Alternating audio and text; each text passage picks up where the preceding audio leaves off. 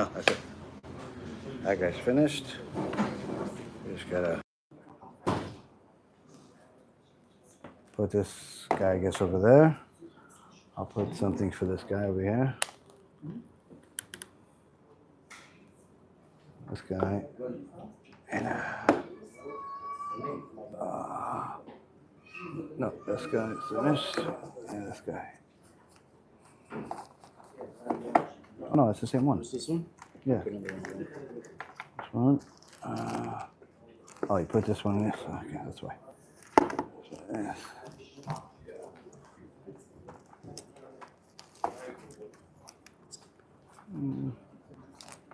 There we go. There we go. This is on That's it. That's if you have the camera.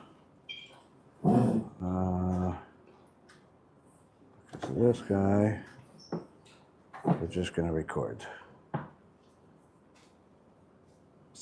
Yeah, we're just going to record this guy.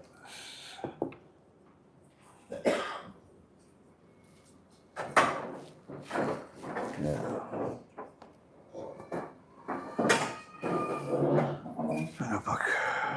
Okay.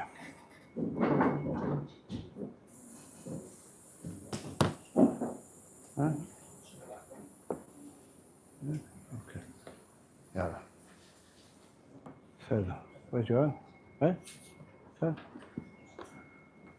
Okay. B'Shem Hashem na'aseh v'natzliach, Shiur Torah, Baruch Hashem. We're here in Muncie. Thank you very much for having me. Thank you, Rabbi Yoel, for making this whole thing happen. Hashem v'orech atkhem b'kol mikol kol. All the sponsors, all the supporters, and all of you that came, Baruch Hashem. Thank you very much for coming. I had a lot of different ideas, Baruch Hashem, of what to talk about, but also Rabbi Yoel told me that people like to ask questions. So if you guys have specific questions you want to ask, bechavod.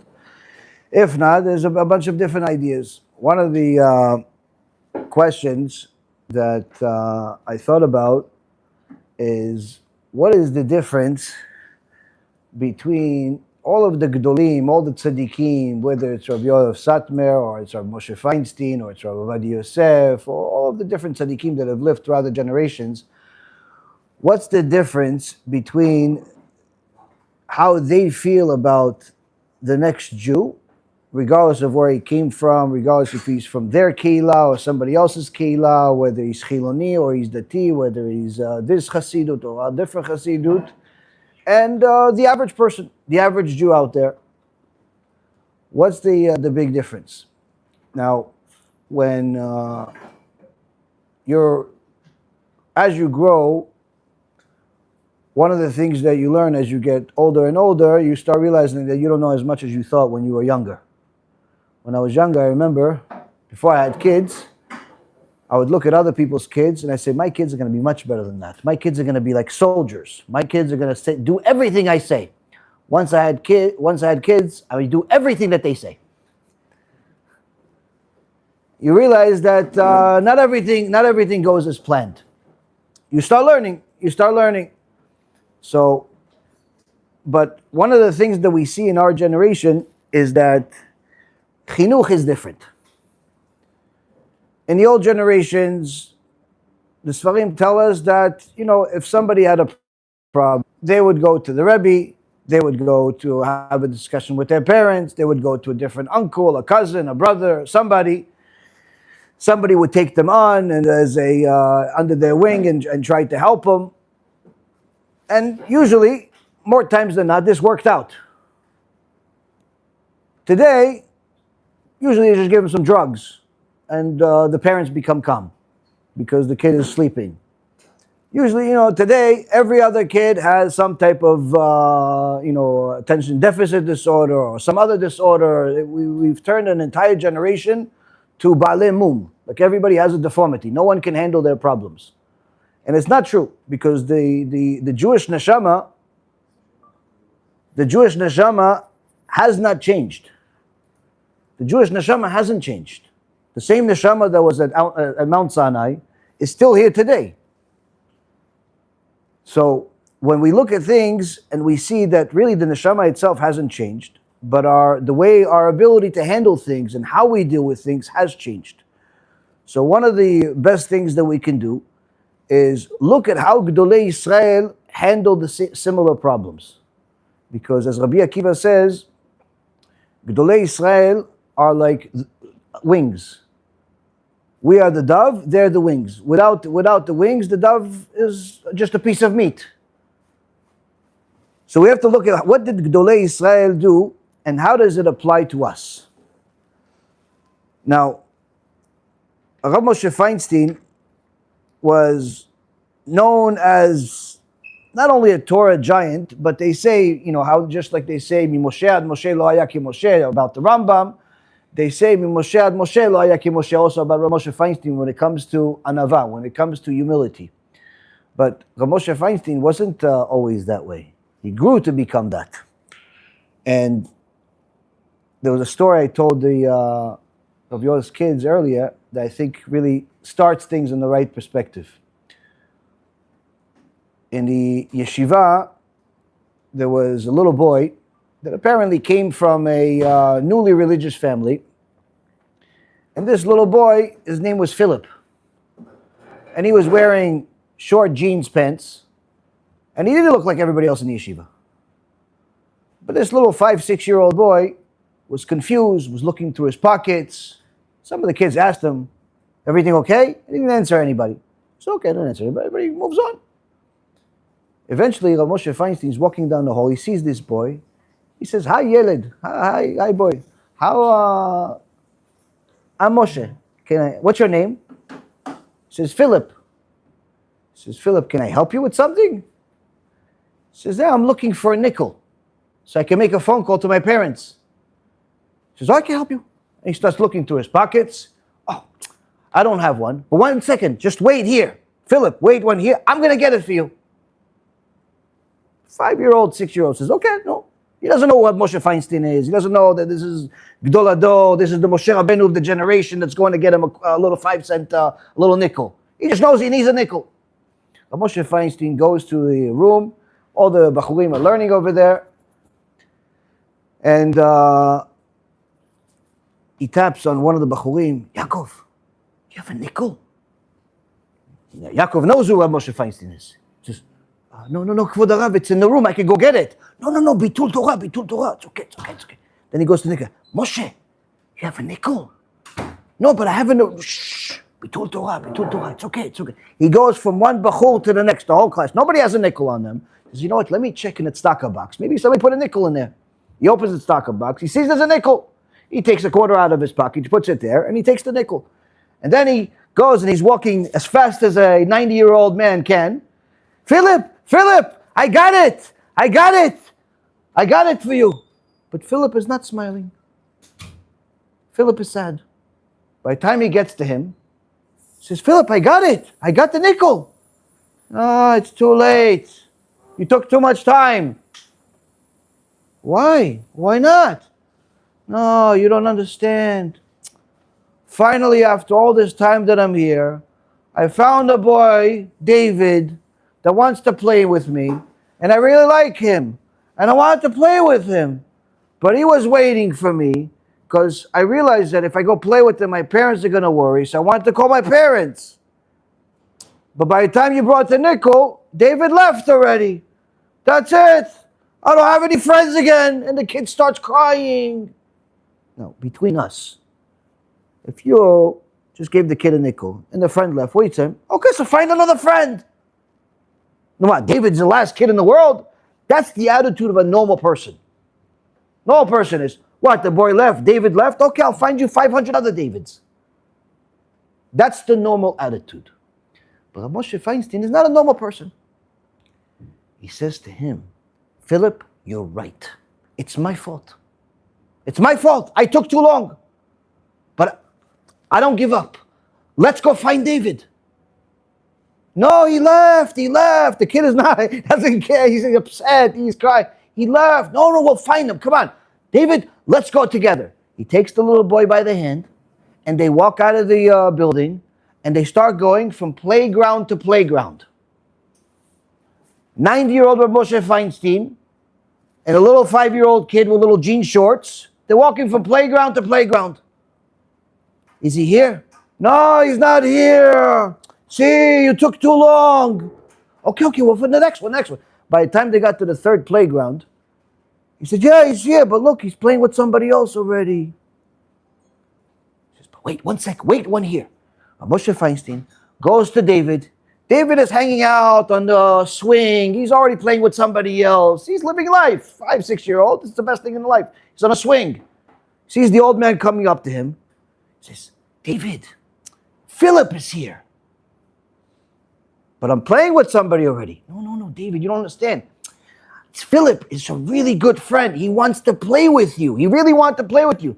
Yeah, but he took too long. Oh, what am I going to wait for him? I already found somebody else. Okay, so play with him too. All 3 of you can play.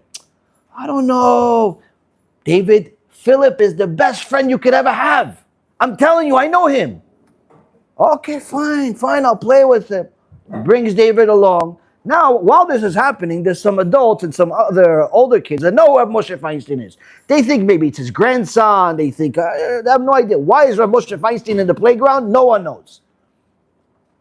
So, David and Philip start playing. Moshe Feinstein asks David, where's Philip? What's the phone number so I can call your parents and tell them that everything's okay? He gives him the phone number and he leaves. After the Moshe Feinstein leaves, the other kids come up to this kid. He's like, is Moshe Feinstein your grandfather? He goes, no. He goes, do you know who he is? He goes, I don't know. I think he's Eliyahu Navi. Now, to him, that's what it was. To Philip, that's what it was. That was Eliyahu Navi. The reality is, Rabotai, there's a difference. What's the difference? When we look at a story like that about Gedol Yisrael, before we saw the conclusion, the average person says, listen, Philip, you lost your friend, find another one, tough it out, go find something else, figure it out. This is not the end of the world. Stop being a crybaby. Don't make it a big deal. Everything's going to be okay. Whatever other explanation we're going to come up with in different words, that's generally the way we look at things as regular people. Gedolei Yisrael didn't just hear what people said and want to help them. They felt their pain. And that's one of the big differences when we see in Chinuch today versus in previous generations. There is wanting to do good, wanting to help, and then there's feeling the other person's pain. And this is one of the greatest things that a person that wants to do better can start looking at things from a different perspective. Because how could I feel the next person's pain? Rather than just do good for the sake of good, or do good to make myself feel good because I did good, what can bring me to feel the other person's pain? Because that will change the whole equation. That will change the everything, that the way we look at things. Now, Rav Shmuel Auerbach, alav shalom, also has a similar story, but a different type of boy. He did not have any kids, but he treated his talmidim like they were his kids. And him and the Rabbanit would come to their houses, they would be hosted by them, and he would treat them like kids. And every time one of the talmidim got married, the Rabbanit would buy a new dress. She says, my son is getting married. She would get a new dress as a celebration. And one of the times, they came to one of the Talmid, and this Talmid had a little boy that was about a year and a half old. So as any father does, he wants to teach his kid how to walk. So what did he do? He had a ball in his hand, and he told the kid, come. And the kid, manages to get up on 2 legs and starts walking. And as he gets closer, the father, what does he do? What most fathers do. He takes a step back or 2 steps back. Why? To make him walk more. As soon as Rav Auerbach saw this, he goes, what are you doing? What are you doing? It's Isur Deoraita. The Talmid is looking, Rav, I'm not wearing shatnez. It's not Shabbat. The ball's not muktzeh. What did I do? He says, the Torah tells us, don't hurt your brother. What are you doing? You're torturing him. He says, Well, I'm teaching him how to walk. He goes, no. If you want him to walk, just stand wherever you want to stand, and he'll get to you if he wants to get to you. But he got up finally. He walked all over to you. And what are you doing? You're walking away. Why are you walking away? You know what kind of pain you're causing him? Not from the father's perspective. Of course the father loves his kid. But what's the difference here? The difference is the father loves the kid, but the Rav feels the kid. The father loves the kid. There's no question about it that he loves the kid, or else he would be doing something else. But the Rav feels the kid. Why? Because the closer you get to HaKadosh Baruch Hu through the Torah, the more you start feeling the other neshamot that are around you. Now, a person that suffers from any type of pain usually doesn't need to think about it. Baruch Hashem, I had a lot of pain throughout my life. And as I always tell people, I may not know a lot of different things, but I'm an expert in pain. And anyone that wants to know the film, or we did about my personal story, what am I even talking about if you don't know the story? There's a film called Hashem Took Back His Millions, and it tells you a nice short summary of what happened. But the key is that when a person suffers pain, he doesn't have to think about it. The pain is just there. And even if he doesn't think about it, the pain is still there also. The pain is not like it has hours of operation, or it clocks in, it clocks out. It just shows up whether you like it or you don't like it. So to feel another person's pain, it's not possible unless you start thinking from a different perspective than we naturally do. Now, not everyone here has kids.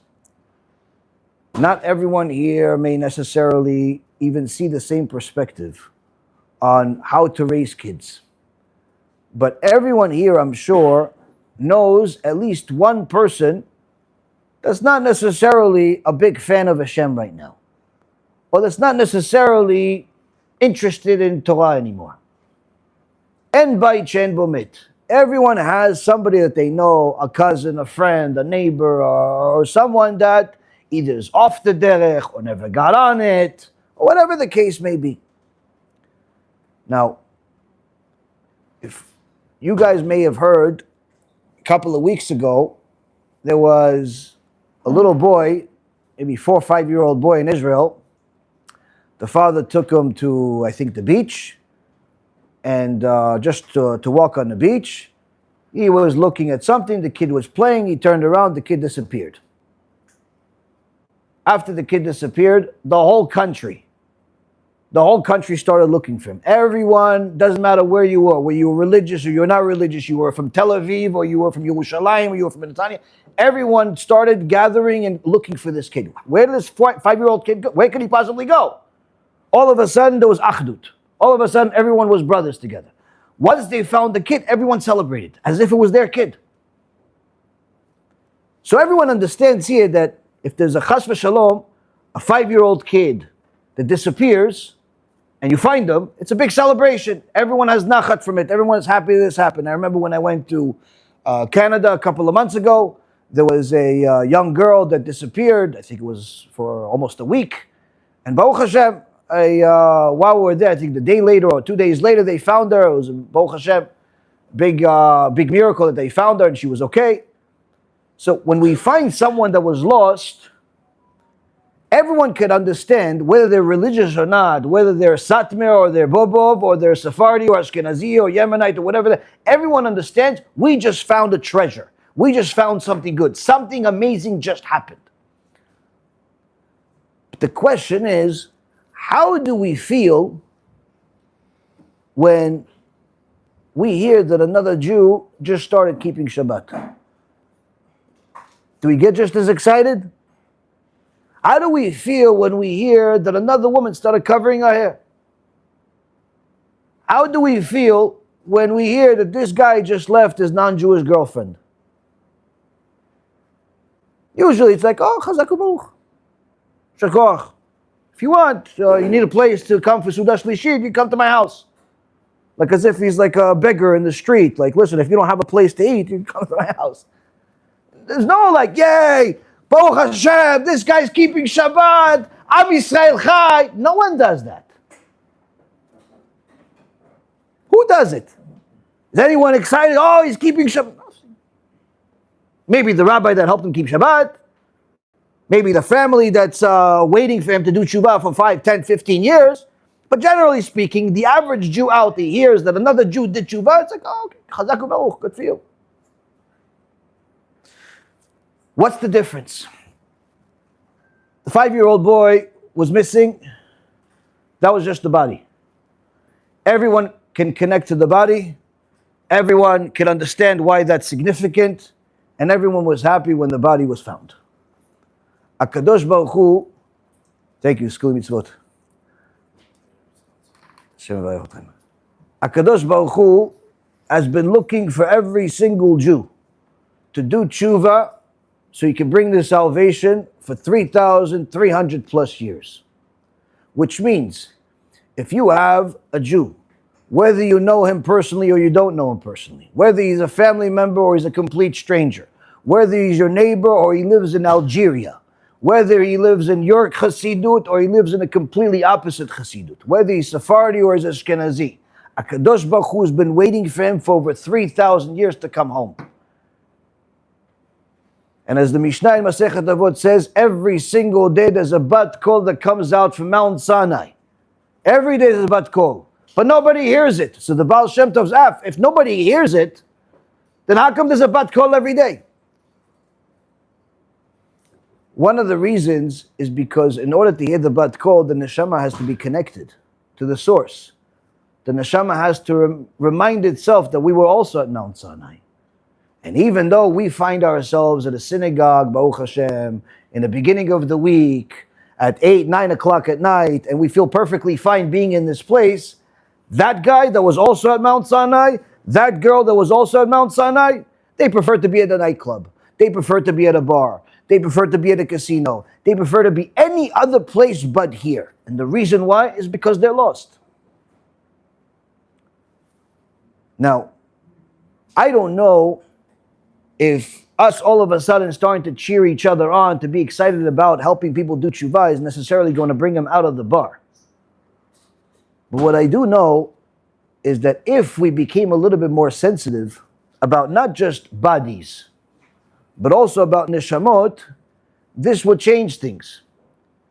Because when it comes down to Am Yisrael, your neshama and his neshama is just as significant to HaKadosh Baruch Hu. And if we don't start becoming more sensitive to what HaKadosh Baruch Hu is looking for, then what really do we expect? What has changed in the last 3,000 years? What did we do that's different? Why do we want HaKadosh Baruch Hu to build us the Beit HaMikdash? What have we changed? Everyone likes to talk about sinat chinam. Everyone likes to talk about baseless hatred, even though sometimes the people that talk about baseless hatred, they themselves hate more than other people because they don't like somebody from a different keilah. But the reality is, if anyone wants to take something upon themselves and get a little stronger from this time to next year, I would say maybe we cannot get to the level of Rav Moshe Feinstein and Rav Auerbach and Gdolei Israel that could feel another Jew, but perhaps we can take upon ourselves something that's going to make us a little bit more sensitive to some Jew that's not necessarily as close to HaKadosh Baruch Hu. He doesn't really want to go to the synagogue. He doesn't necessarily want to learn Musar. He doesn't necessarily want to pray 3 times a day. How do we get more sensitive about it? First and foremost, try to motivate him to learn more. Try to motivate him to do more Torah. And if you can't do it yourself, you could support it, people that are doing it. One of the beautiful things that we did at our organization, since our whole goal is to help people do tshuva, is to make this thing. This is a tablet that doesn't go on the internet. All it has is 19 hours of the best films we've made in the last 12 years. That the whole goal of every film is inspired to change, inspired to motivate people, but using technology to do it. You open it, it starts, you don't even have to press play, starts with a song to cheer you up. Then after that, the next one is the film that I told you about, Hashem Took Back His Millions. and it gives you the battery died, Baruch Hashem. But the point is, and it comes with the cable for the charger. The point is, this is one of the devices. This is what we call a Kiruv box, that we use this to give it to different people, because it doesn't matter where you came from. Whether you're an 18-year-old kid that likes to play on your iPhone all day, or you came from a different Hasidut that forbids internet, or you are from Israel, or you're from America, everyone likes technology, and everyone can use such a thing. Why? It doesn't have commercials, it doesn't have anything boring, and it has things that will interest anyone. And anyone that goes through this, you're going to see some interesting films that will inspire anybody to change. If you go through the entire 19 hours and you haven't changed, you can get a special signature from me that you are dafuk. You're completely, the system's not working. The system's not working. Why do we make this? Not to make money. We made this because we're trying to do everything we possibly can to reach Jews wherever they are in their life. Because over the last 12 years, I've seen Jews from all walks of life. Some from the secular world, some from the religious world, that are completely disconnected. They may have a kippah even bigger than mine. But if you ask them, what's the purpose of life? Why are you even here in the world? What do you believe about Hashem? They have no idea. Some people even think that, like the Goyim, that Hashem Chas v'Shalom has a body. Or some people think that Hashem needs you, like as if he has some type of lacking of some kind. Some people think, all types of things that really are the opposite of what Torah is, because they don't have the basics of the basic foundation of the Torah. So it doesn't matter where they came from. Every Jew needs to get a little bit of chizuk that's going to make them a little closer to HaKadosh Baruch Hu. And what we've been trying to do over the last 12 years is reach every single one of them. We have our videos in 15 different languages, reaching people from all over the world, to try to get people to understand the basic foundation of the Torah. Because if no one is going to care about them, then guess what? They're going to stay exactly where they were. How do I know? I was one of them. I grew up in Israel.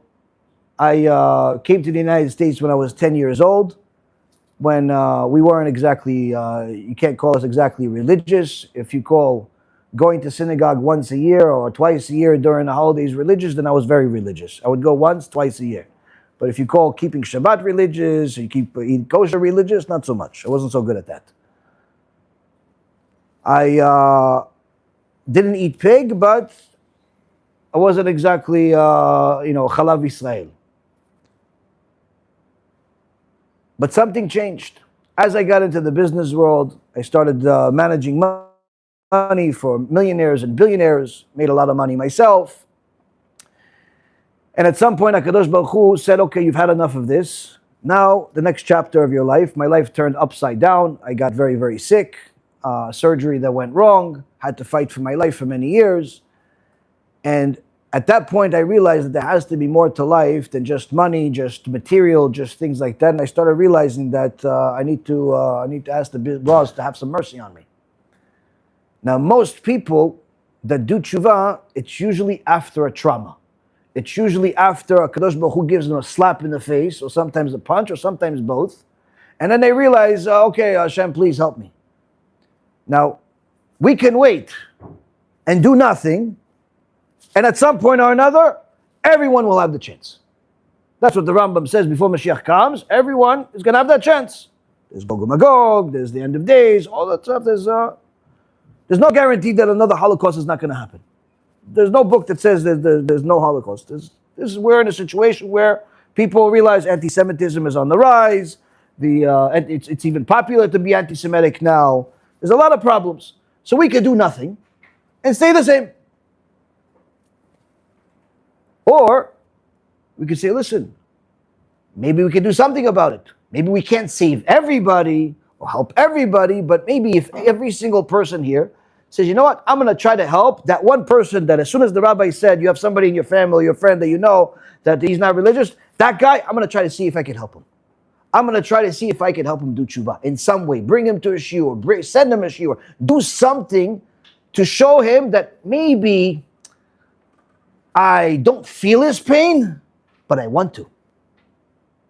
Maybe I don't understand his confusion, but I want to. Maybe I don't really know why he's not close to Hashem, but I want to. Because all of those issues have a solution. There's no question that does not have a solution. The Torah has everything in it. When I was in business, rabbis would come to my office every single week. And every single time they came, I gave them tzedakah. And since I had a lot of money, it was easy to give. I had an office for 16 years. And I did the math at one point, but I'll make it even simpler. Even if they came once per week for 10 years, that means they had 520 chances to tell me that I'm living like a goy, to tell me that I'm a mechalel Shabbat mot yumat, to tell me that I'm the equivalent of an idol worshiper, to tell me that I'm not going to have Gan Eden at some point, to tell me maybe you should consider changing, to tell me, you know what, let's learn Torah together, see what we learn together. Anything other than you have tzedakah to give. But guess what? For 16 years and a whole lot more than 520 times, no one cared about my neshama. They cared about the money I gave them, sometimes 1,000, sometimes 2,000, sometimes 500, sometimes 100, sometimes 5,000, all types of dollar bills. All of them liked it.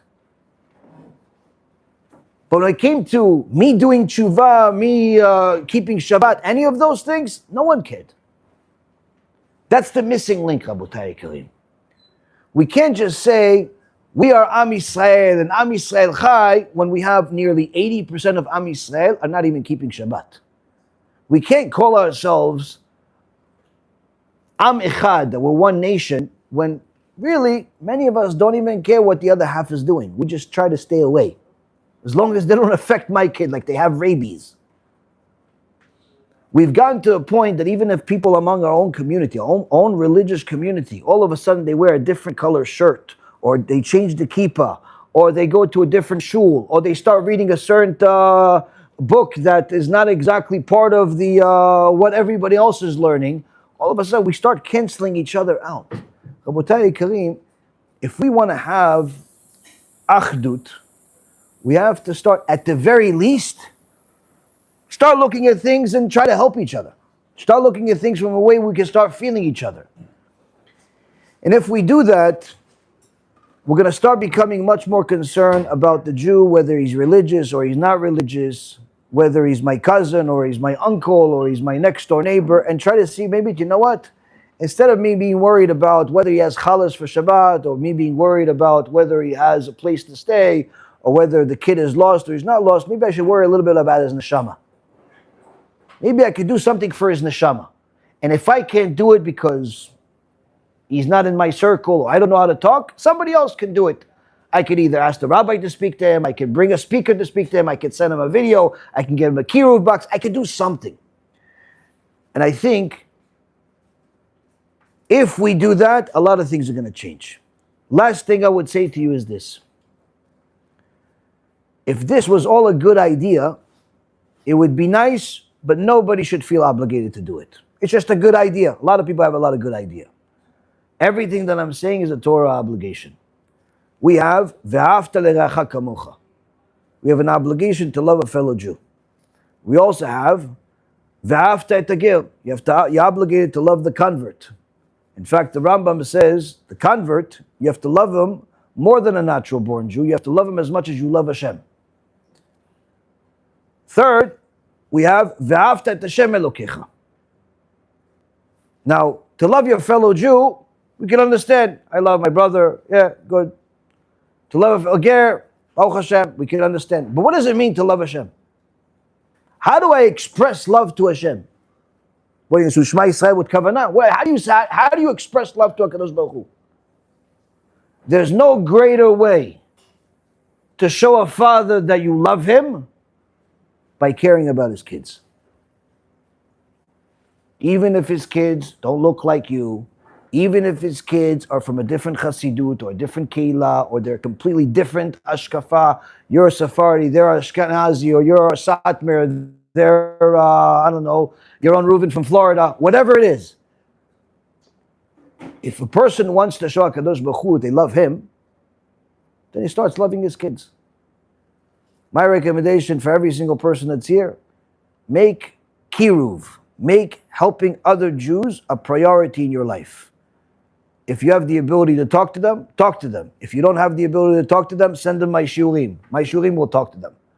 If they want something material, physical, you can get them one of these things. If you want to send them a link, they have internet, you could send them a link. There's a million different ways that we could wake up a lot of different people. And I think that if every single person that attended today says, you know what, I'm going to try with one guy. The whole year I'm going to try to spend to help this one guy. Guess what? Next time we come here, there's not going to be this amount of people. There's going to be 100 times more people. Why? Because each one of those people is not only going to be affected by what you did for them, by caring about them, but it's also going to be a domino effect, and they're going to want to do it for somebody else. And that's usually how kiruv works. Once a person sees that somebody else cares about them, naturally, they're going to want to care about somebody else. Why? Because that's just the way nature is. That's the way our Am Yisrael is. If we see that somebody cares about us, then we see that it's good to care other people, and we want to return it, and we're going to do the same exact thing. So Bezrat Hashem, this is something that I hope that some of the people here are going to take seriously, and maybe even do something about it. There's a lot of different ideas, and Bezrat Hashem, I'm hoping that somebody will take it to heart. But now I know that some of you have maybe have some questions, so B'chavod, you could ask any question. I'd be more than happy to answer. Usually when I turn off the cameras, there's usually 500 questions. So I'll try to pretend like that. Let's pretend I shut off the cameras.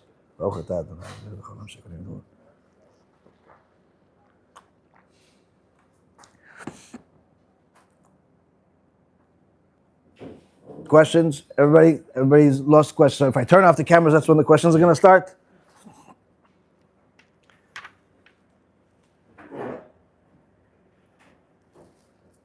Yes.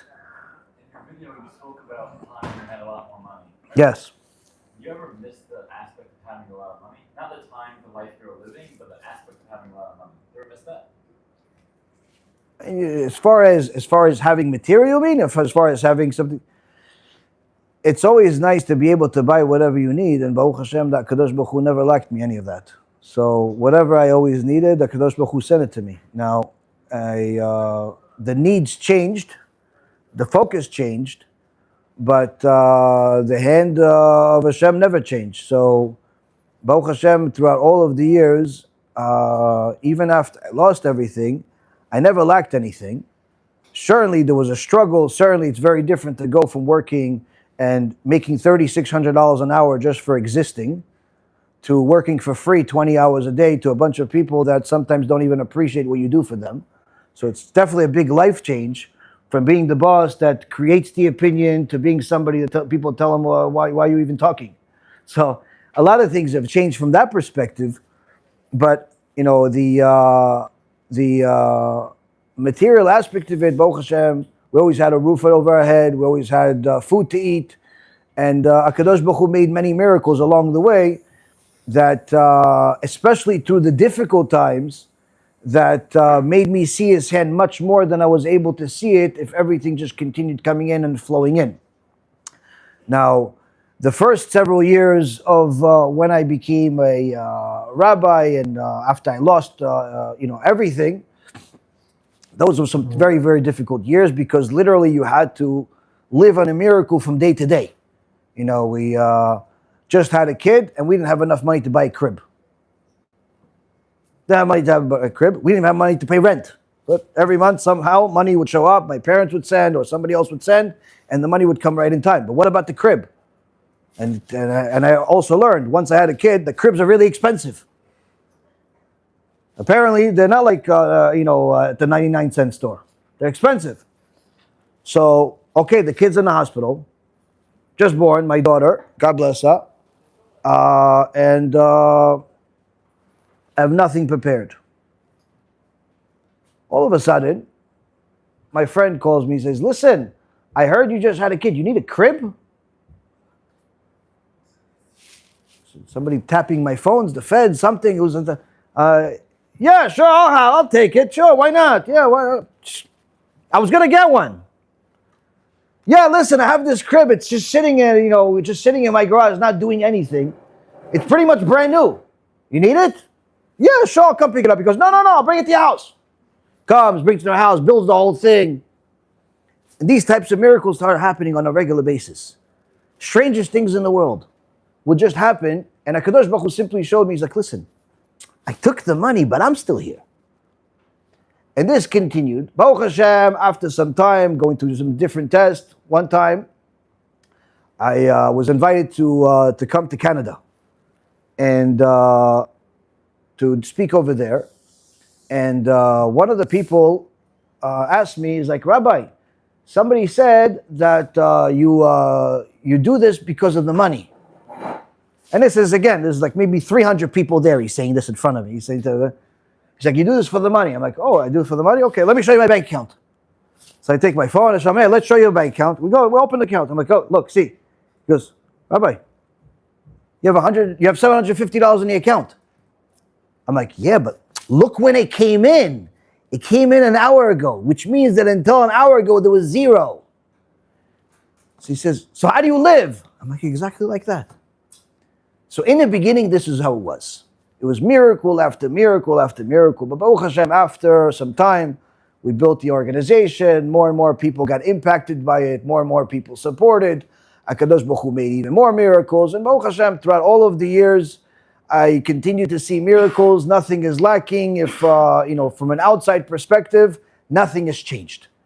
But the biggest thing that, when you ask me this question, the biggest thing that I can think of that would make things different is if I had another 20 or 30 million dollars in the bank right now, then I can magnify the effect of what we're doing.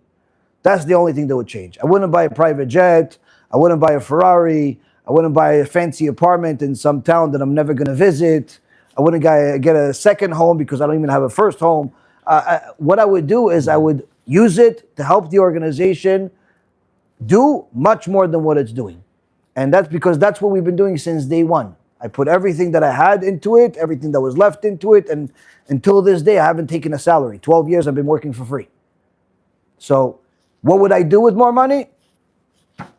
This magnified by, as much as we possibly can with more money. So instead of selling these things for $150, I could give them for free. Just like we've given out nearly 400,000 books for free. We published close to 50 books already over the last 12 years that Rabbi Ephraim has written. I have written a couple of them. He wrote the rest, so it kind of makes me look better. But we didn't just publish them and print them. We also gave them for free.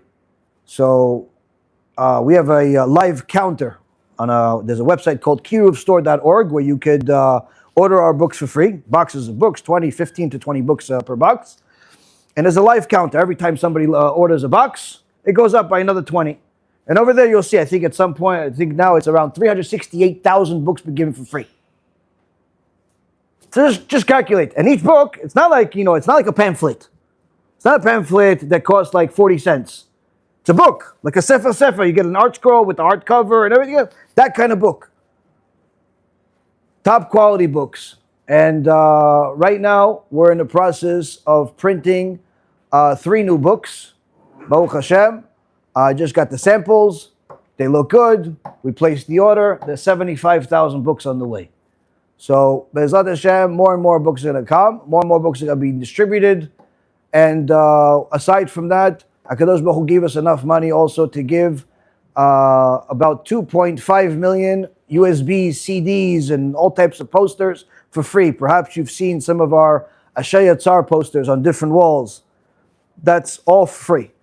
Aside from those 2.5 million, we've also helped close to 251,000 poor Jewish people in Eretz Yisrael eat.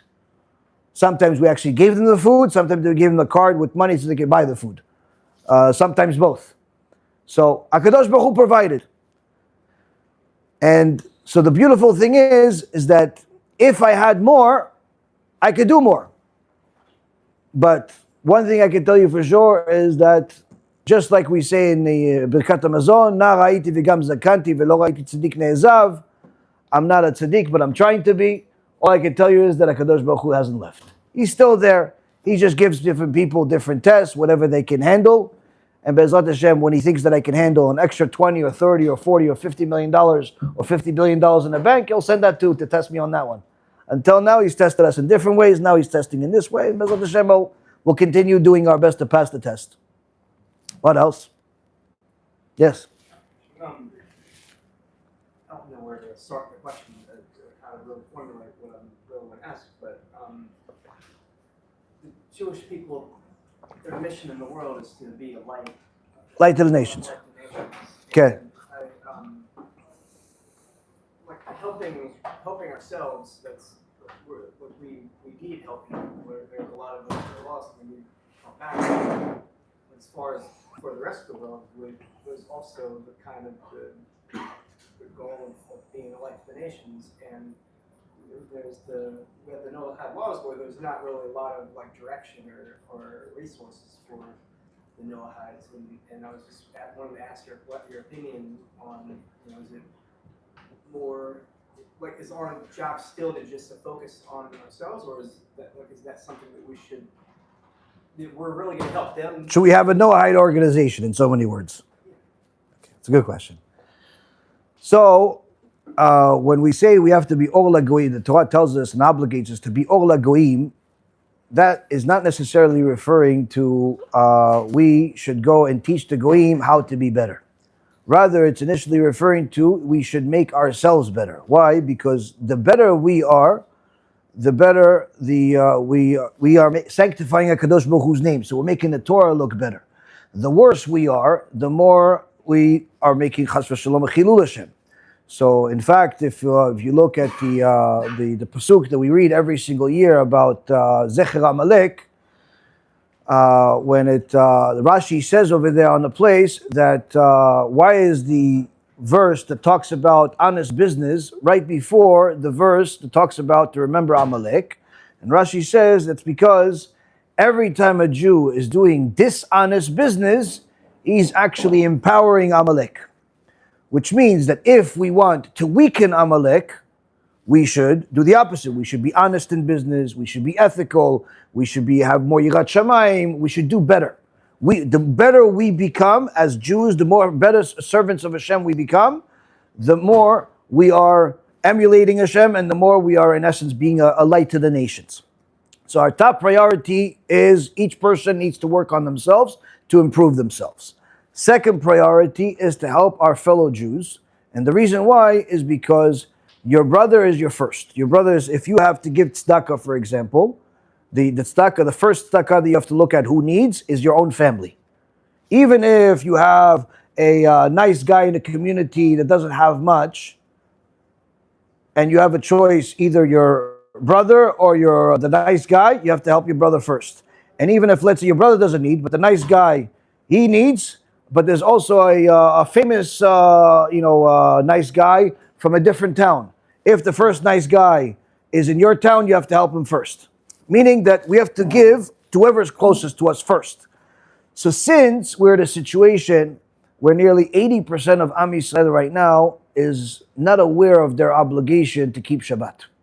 94% of American Jews have said that they do not believe that that you could not work on Shabbat. Like there's a very limited amount of understanding of what are a Jewish person's responsibilities in the world.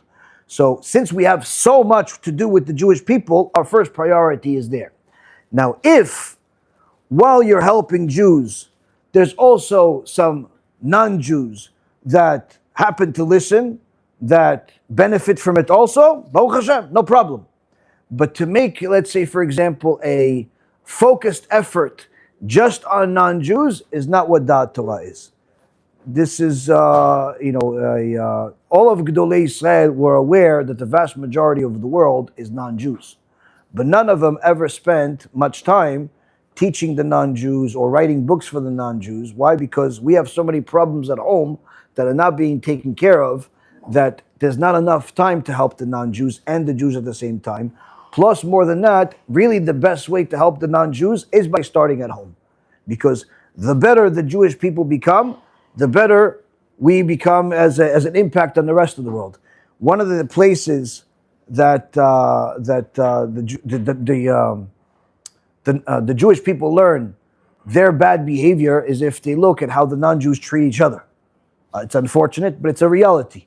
For example, the Gemara says that the reason why lending money with interest as a business is forbidden for a Jewish person is because if he lends money to non-Jews with interest, then he's going to deal with them on a regular basis. And if he deals with them on a regular basis, he's going to be influenced from them on a regular basis, and then he's going to get further from Hashem.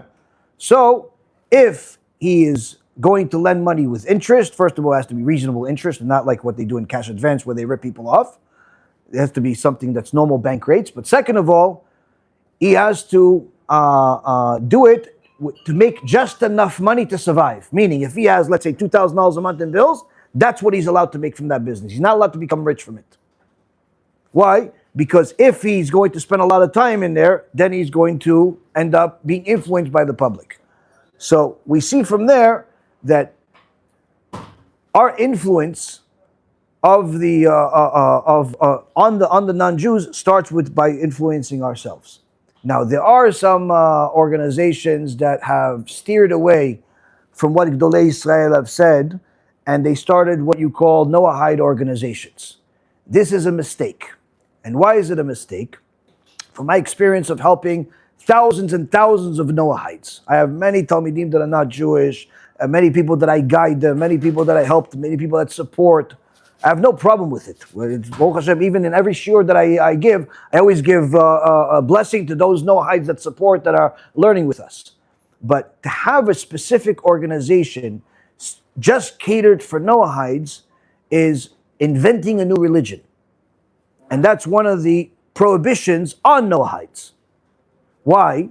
Because a Noahide that starts learning in such a fashion where he has organized learning like a Bachur Yeshiva. He has organized learning like a frum Jew, like a religious Jew.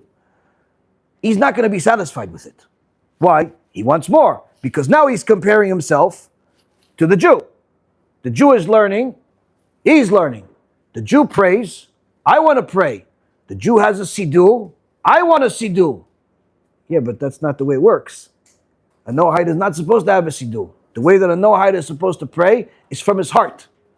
Why? Because our siddur was written by Anshe Knesset HaGdolah, and it's specifically customized for Am Yisrael.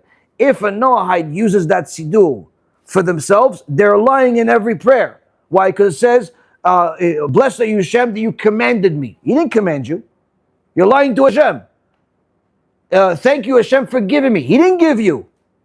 You're lying to Hashem. So what happens? These Noahide organizations, what they've done is initially they had a good intention to make like a center for the Noahides, but it was never enough. Because now the Noahides want more, because now they're competing. Now they're comparing themselves to the Jewish organization, saying, yeah, but they have a siddur, we want a siddur. They have this, we want this. And now some of them are already starting to wear talit, some of them are wearing tzitzit, some of them are wearing a kippah, some of them even call themselves rabbi. There's one guy that I spoke to maybe 11 years ago. He used to be a priest, and he abandoned that idol worship, and he initially was intending to convert, but for whatever reason or another, he did not convert. And now, if you're going to be a rabbi, good, you can teach Chazak u'Baruch. If you're not going to be a rabbi, and you want to, let's say, for example, teach the non-Jews, go, bechavod, go and teach the non-Jews. But he was happy with the fact that people thought of him as one way or another way, and the guy started teaching as if he's a real rabbi and he's not even Jewish. And the average person that's watching him can't tell. It's not like he has a tattoo on his head that says not Jewish. So what happens is that they start getting so confused with who and what they are. So 6 days a week, they act as if they're a Jew. On Sunday, sometimes they go to church, or sometimes they go to, I have one guy that's from, I think he's from Holland or one of the European countries, that he pretends to be a Jew 6 days a week, but on Sunday he goes to church with his wife. Why? Because what they're looking for is they're looking for structure. They're looking to feel religious, but they like the Jewish teachings. So it becomes a big mishmash. So when it comes to Noahides, they can learn Musar, character development in order to improve themselves, and that's where they should remain focused. Once they start steering away from that, it ends up becoming very confusing. They start inventing new laws. They start creating a new religion, and sometimes they end up becoming anti-Semites. And I'll give you a couple of examples of that I've seen from experience. Many times the Noahides, when they first start, their original goal is to become Jewish.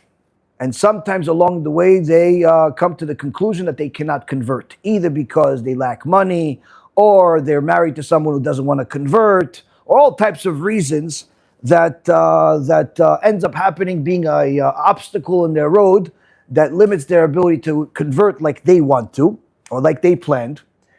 And this creates a certain bitterness, like they did all this work, and they feel even more religious than some of the Jews they met, but they don't have the neshama, or they don't have the title, they don't have the certificate, they don't have whatever it is that they were looking for, the way they visualize it. And guess what? They start hating on other Jews. And many times they become anti-Semitic. Other times, they start delving into different books that they're not allowed to go to according to the Torah, and they don't have the spiritual tools to handle those tools. So I'll give you an example that happened yesterday morning. There's one guy that has been watching my shurim for several years. At some point or another, he wanted to convert. For whatever reason or another, he has not been able to. Then he got married, which became even more difficult. Long story short, he started delving into parts of the Torah that he should not be involved in at all. In fact, even most Jews should not be involved in. But he decided that he knows more than the Chachamim. He decided that everything is allowed because everything is available. All you got to do is press a button, it becomes available. You press a button, it shows up at your house. You give him some money, the book shows up. You press a button, you get it for free, you can download it. So he decided to delve into all types of things that he should not delve into. And yesterday morning, he sends me a message, Rabbi, I found a great chidush. The Arizal is an idol worshiper, and I can prove it through Gematria. No, thank you. I'm not interested for your proof. Your conclusion is wrong without me even knowing how you got to it. And you are exactly the proof of why Noahides should not learn anything more than Musar. And there are even some opinions that even that is limited. Why? In order to learn Torah, it's not about just having the ability to read. We're not reading philosophy. We're not reading a novel. It's not a Harry Potter book. There has to be certain spiritual tools that make you capable of understanding and applying the Torah that you're learning. So when you do not have certain tools, certain spiritual tools, you can read the same book as I do and have a completely different understanding. You can read the same book as your best friend and have a completely understanding. It's not because he's smarter or you're smarter. It's the more a person perfects their midot, the more a person humbles themselves, the more a person turns themselves into a vessel that says, my opinion is meaningless. I am nothing. The closer you are to knowing that you are nothing, the closer you are to becoming a vessel that will get something from Hashem. The more you think you are something and that your opinion is meaningful, the more you are closer to nothing that is not capable of receiving something from Shamayim. Why? Because HaKadosh Baruch Hu made the Torah like water. And the water, the Gemara says, it always goes to the bottom. It starts at the top of the mountain and it goes to the bottom. What does it mean it goes to the bottom? It goes to the most humble. Why? Because the Torah is not just words. The Torah is spiritual tools that will only fit a vessel that is prepared properly for it. So when somebody that is not supposed to learn Kabbalah, that is not supposed to learn different aspects of the oral Torah, decides they're going to do it anyway, then all they're doing is they're guaranteeing that there's going to be a dead-end street, that they're going to get to the wrong direction. And that's what happens many times, and I've seen this from experience. I even had one guy that you were reminding me of. I had one guy that I warned him. Really smart guy, really nice guy, spent some time in jail before I met him, did some stupid things, In jail, he discovered Judaism. Long story short, he wanted to convert, had a bunch of delays. Anyway, he started, he planned to convert, but he got married and there was some delays. But along the way, he started learning a lot. And at some point, I told him, listen, you're learning things you're not supposed to learn. You're learning things you're not supposed to learn. Don't learn it. It's not good for you. If you want to convert, learn the things that are relevant to conversion. If you're not going to convert, then stick with what I've said, which is what Gedolei Yisrael have said. He didn't want to listen. So one day he went home, after work, right before he decides to go inside the house, somebody decides to rob him. He doesn't want to give him the wallet. The guy shoots him in the stomach and he almost dies. After that, he stopped learning Torah. Why? Because he realized that this doesn't happen to just anybody. He wasn't living in some gangster neighborhood that these types of things happen. This was a message from Shemayim. There are certain things HaKadosh Baruch Hu wants to give you with open arms. But there are certain things you're just not entitled to. You want to be entitled to it, you have to elevate yourself to it.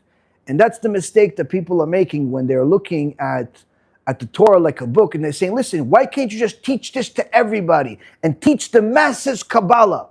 Because the masses cannot handle Kabbalah.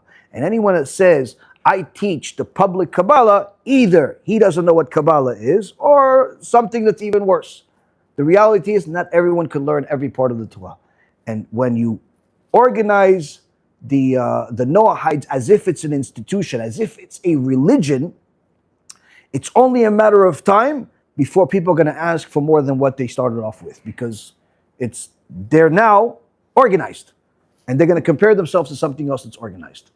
It's not an easy thing to be a Noahide, but it's not impossible either. You just have to stick to the script. And I think that the people that do will benefit the most. What else? Yes? So I'm noticing lately a lot of people are using marijuana as a way to connect to Hashem. Mm-hmm. And I've heard the Rav say many times the reasons why this is not allowed, but the Rav can just remind us.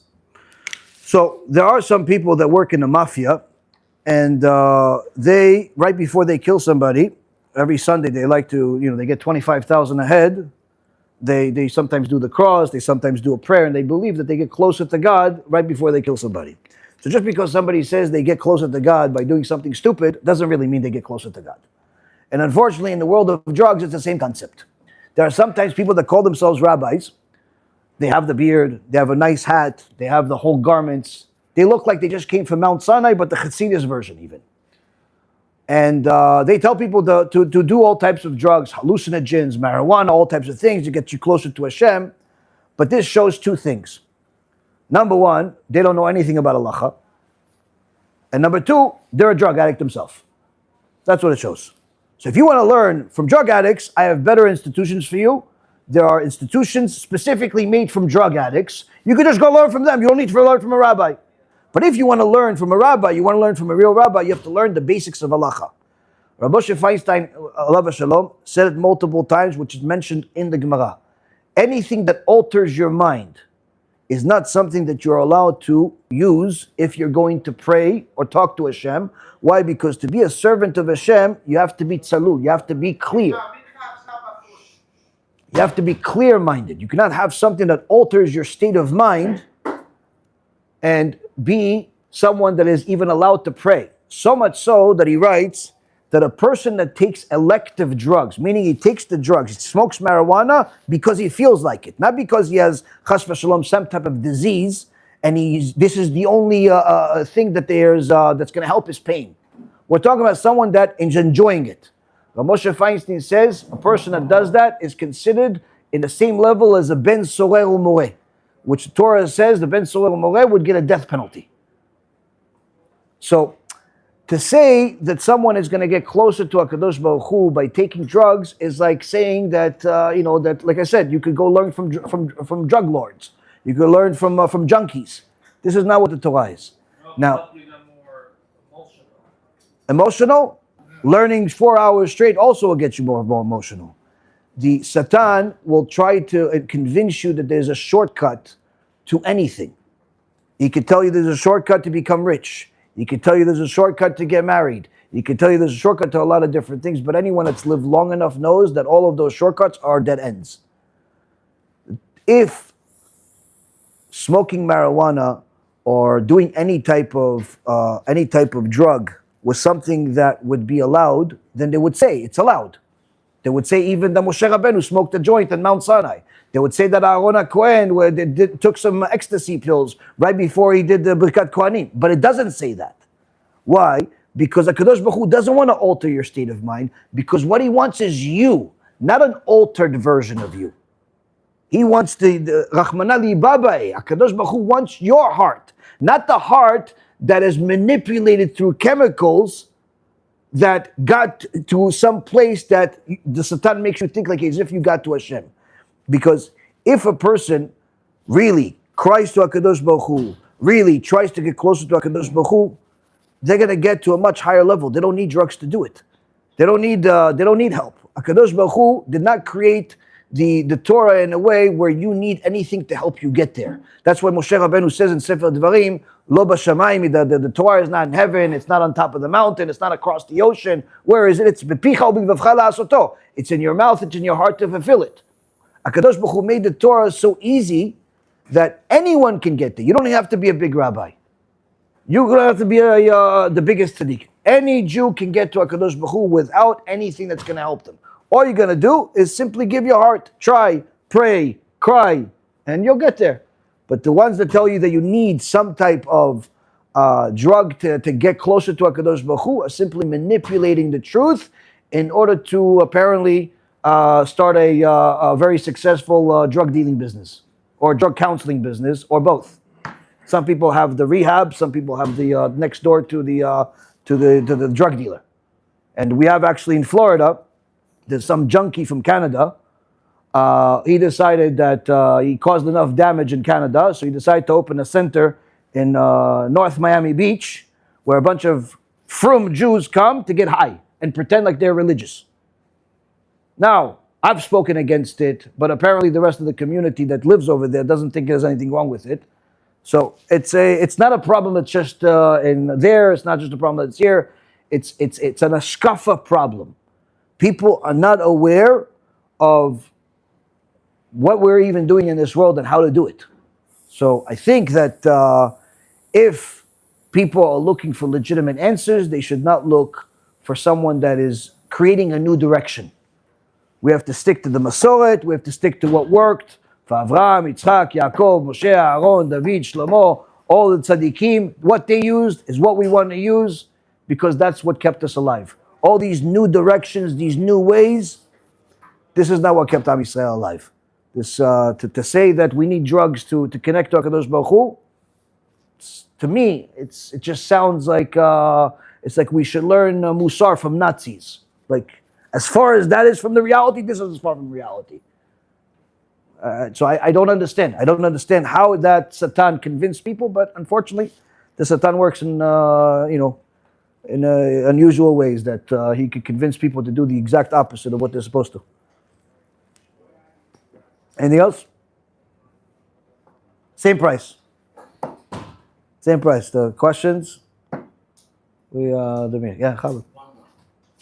Same price, 2 for 1. A lot of times we hear something, share, learn something, Yeah. and it gives us a very strong physical. Yeah. We want to do more and help more. Slowly it fizzles out. Okay. And even more than that is we convince ourselves that any negative reaction to that fizzling out is really just the Yetzer Hara telling me that I'm a bad person, and since I'm doing tshuva, I'm really a good person. So how do we keep that fizzle alive to continue growing on the path of tshuva versus just starting something and then letting it fizzle out and tricking ourselves that we're still on the correct path? Okay, so first of all, it's very, very important for a person to understand when they're trying to get closer to Hashem, they will have failures on the way to success. Failure is not an option, it's an inevitability. Everyone fails on the way to the top. So failure does not automatically mean bad. Failure is simply a necessary part of success. whether it's in business, in marriage, in raising kids, in getting closer to HaKadosh Baruch Hu, every aspect, in learning Torah, failure is part. So don't ever think that just because I failed in something that I was trying to do, therefore I'm bad. No, it's just simply, this happens. You fell, get up, try again. You fell, get up, try again. That's it's a necessary part of success. So failure, first and foremost, failure does not mean bad. Failure does not mean evil. Failure is something that happens on the way to success. Now, the difference between the successful person versus the failure is the successful person failed on the way to success, and the failure fell and decided he's going to stay laying down. He decided that, okay, I'm a loser. I'm just going to stay a loser. Now, every person, when he was a kid, fell down. Fell on the floor. He tried to climb the little tree, fell. What'd you do? You got up. Now, even after you fell 5 times, no kid ever said, you know what? I fell 5 times and said, I'm staying here for the rest of my life. No one does that. Everyone gets up at some point. So the same concept with this. Same concept with Avodat Hashem. You fell, get up again. That's, in essence, in order to succeed, you have to simply push yourself to keep getting up. Now, as far as getting impacted by shurim in a positive way and keeping that impact, a chizuk is like spiritual fuel to the neshama. But just like your car, whether it's a Tesla or it's a regular fuel, the energy doesn't last forever. At some point, you need a recharge. At some point, every neshama needs a recharge. That's why there's daily musar that's necessary. That's why there's daily chizuk that's necessary. That's why the Gemara says there's certain things that always need chizuk. There's always need chizuk. One of them is to learn more about bitachon. One of them is to get more chizuk every day. Musar is necessary every day. Sometimes you need an hour, sometimes you need 15 minutes, sometimes the whole day. Sometimes you need 20 minutes. Every day is different, but you have to get chizuk on a regular basis. Now, out of, let's say, my average shiur that I usually give is about 2 hours. I don't think that any one of my students is going to do everything that I said, or even 10% of what I said in the shiur. The goal of every shiur is to, generally speaking, give you the inspiration, and you take one thing out of that entire shiur and say, I'm going to try that. I'm going to do that. And tomorrow you do it. And you do it until the next shiur, which is a couple of days later. And guess what? In the next shiur, you got another 2 hours of fuel. And you say, that one thing, I'm going to do that. Yeah, but I have the other thing. Okay, so I'll just do both. And you start doing both. And before you know it, one of them got a little stronger, one of them got a little weaker. But by the time you were confused, which one, what am I going to do? I didn't do this one good. Oh, I'm not good enough. Another shiur came. So you got another one thing. And that's the thing. That's why you constantly need chizuk. And that's why it's very, very important for a person to keep getting chizuk from the same source. The Baal Shem Tov speaks about, he calls it the tzaddik. He says there's a tzaddik that has fruits and there's a tzaddik that doesn't have fruits. The one that tzaddik that doesn't have fruits, he learns for himself, by himself. So he doesn't have any fruits. Then there's a tzaddik that's like a tamal. He has like a figs. They have delicious taste. What is that? That's a tzaddik that has fruits. So he learns to also teach, to also have students, to also have those students become teachers and so on and so forth. He has fruits, he has books, he has so on. So what your goal is to be that, to keep getting closer and closer to that. Whether it's going to be your direct success that's going to help somebody do tshuva, or it's going to be the results of your effort that somebody else is going to succeed. But either way, you keep going and you keep growing.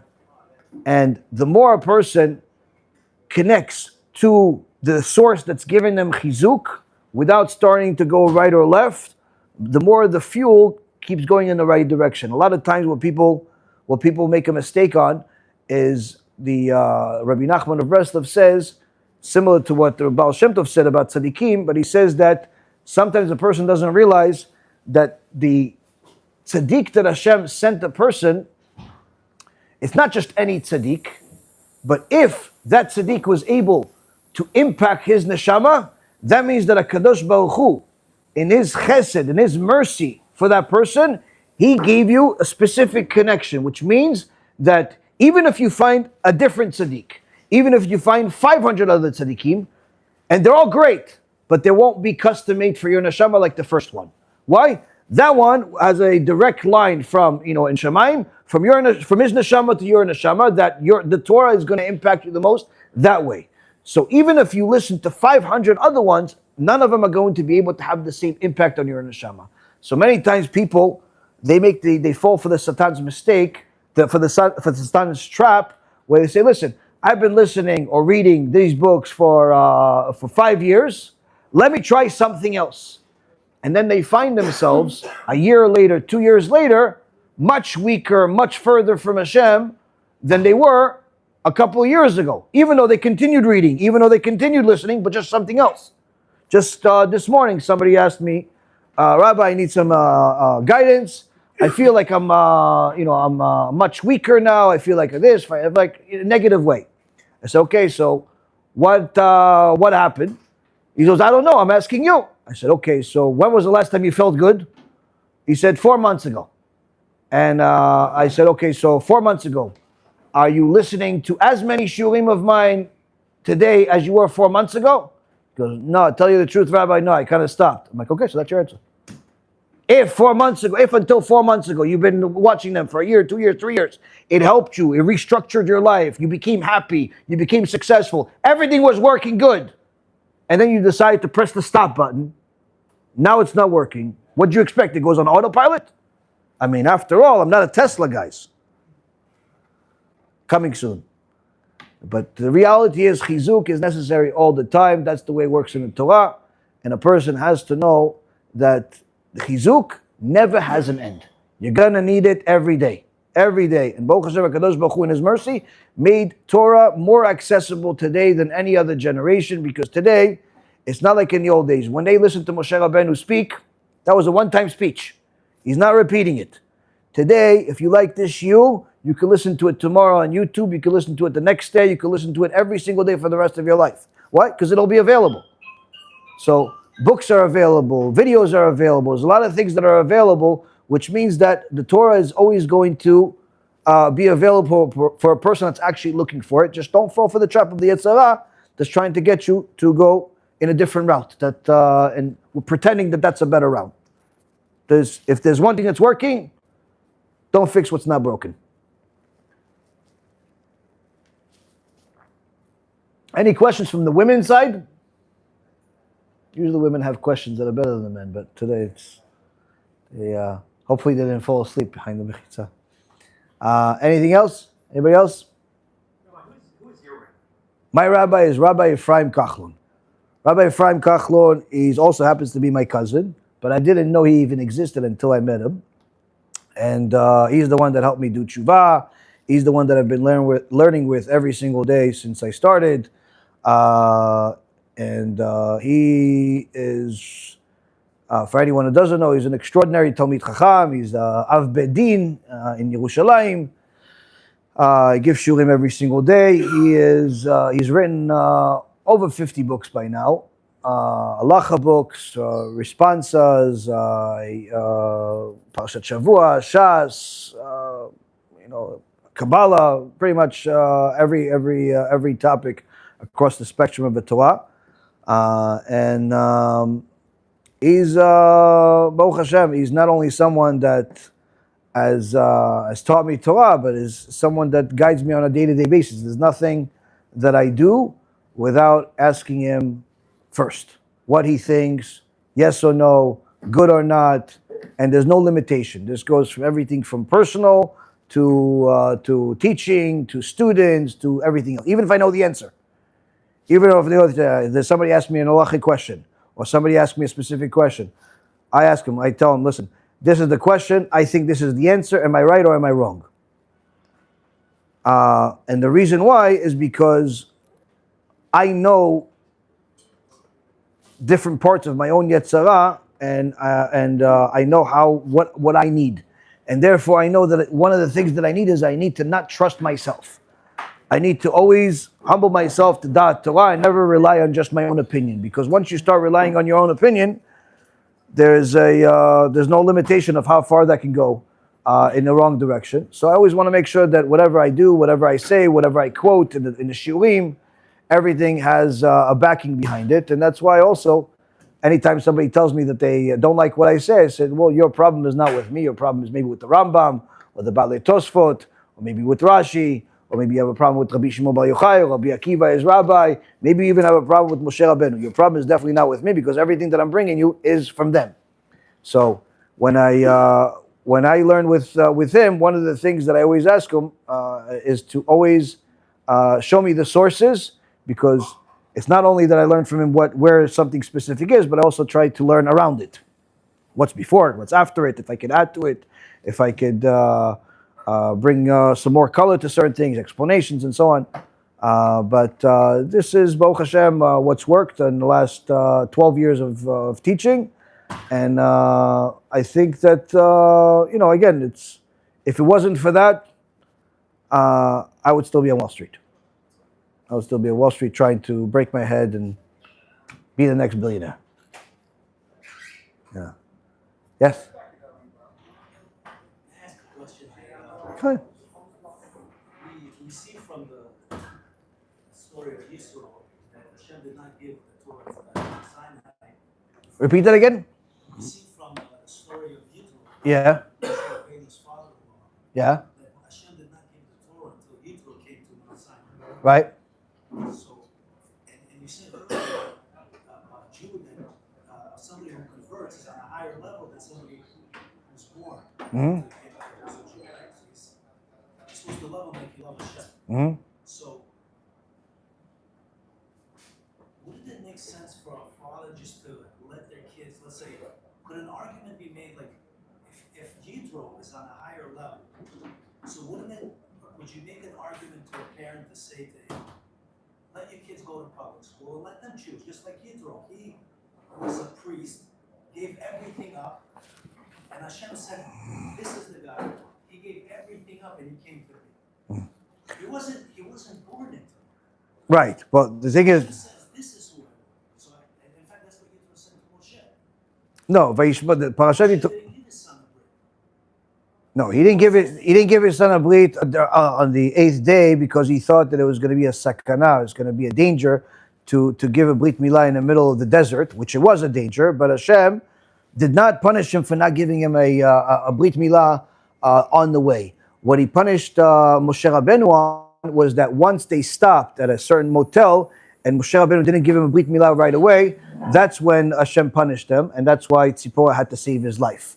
Meaning that Moshe was right for not giving his son a brit milah while they're on the way, because it was a life danger to do it, but he was wrong for delaying it once they stopped.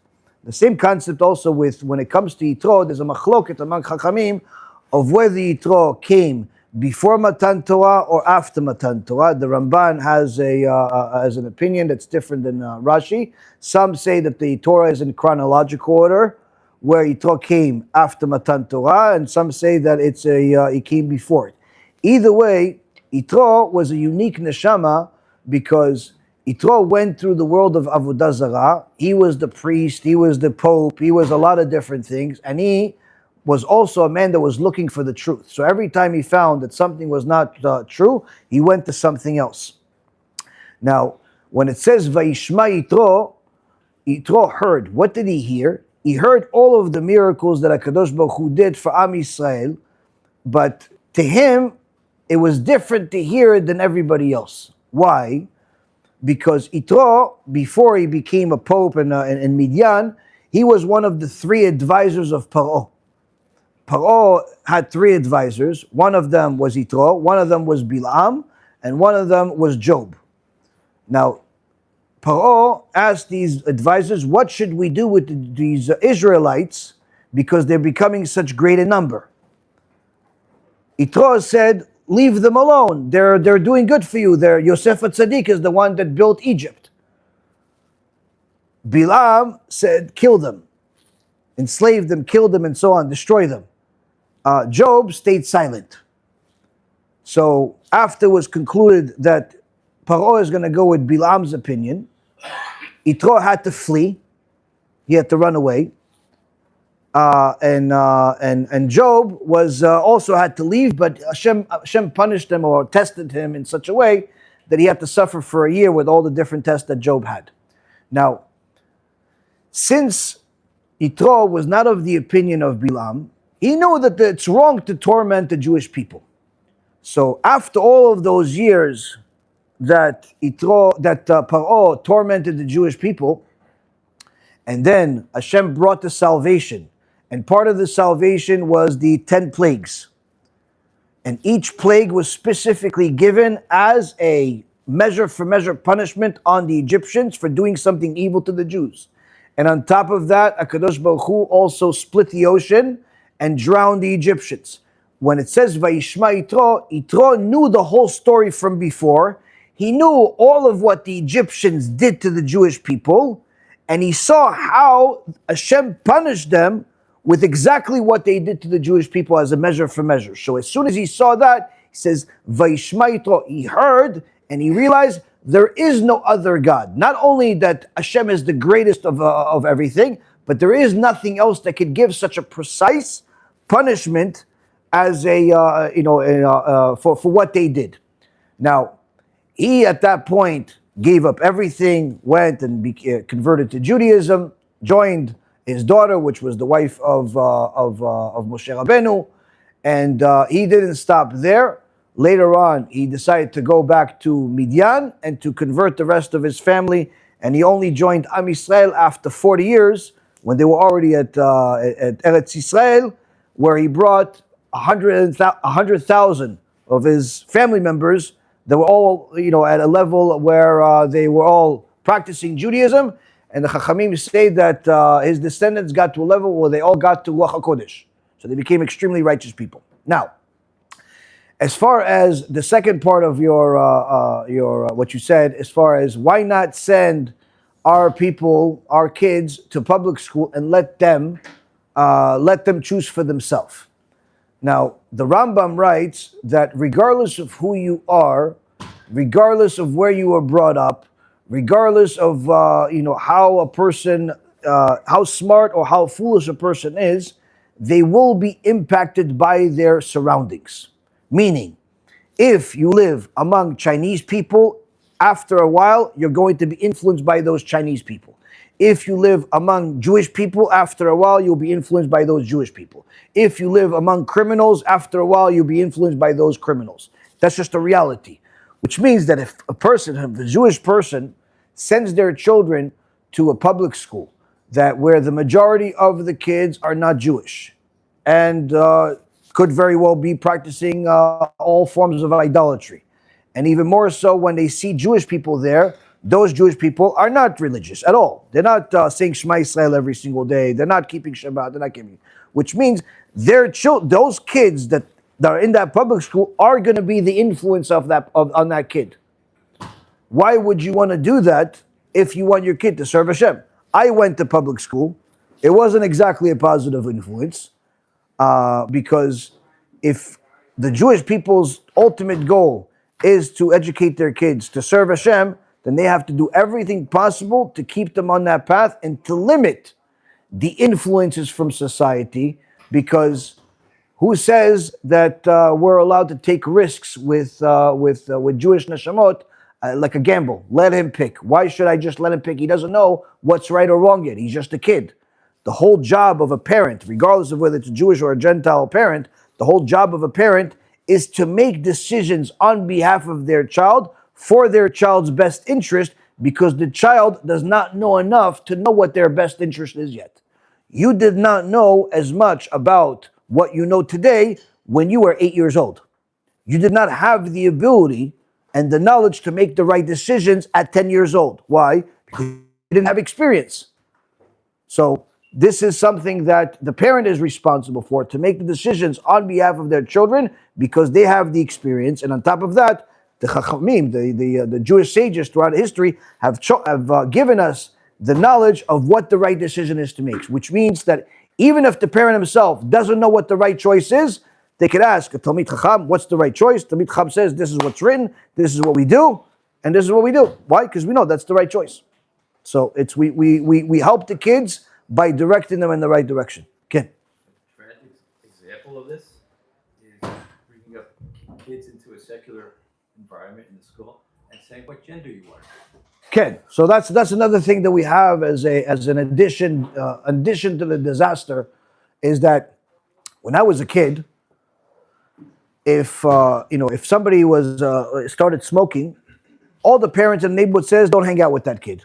Why? He's a 9-year-old kid or 10-year-old kid that's smoking cigarettes. Don't hang out with him anymore. Why? Because at that time, it was still not accepted for a 10-year-old kid or 11-year-old kid to smoke.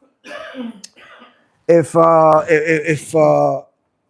was with later on, if somebody did drugs or if somebody had a girlfriend, all types of different things, all the parents, more or less, it was like a small world. Everyone knew who was doing what, who was doing not. Today, it's a very different world.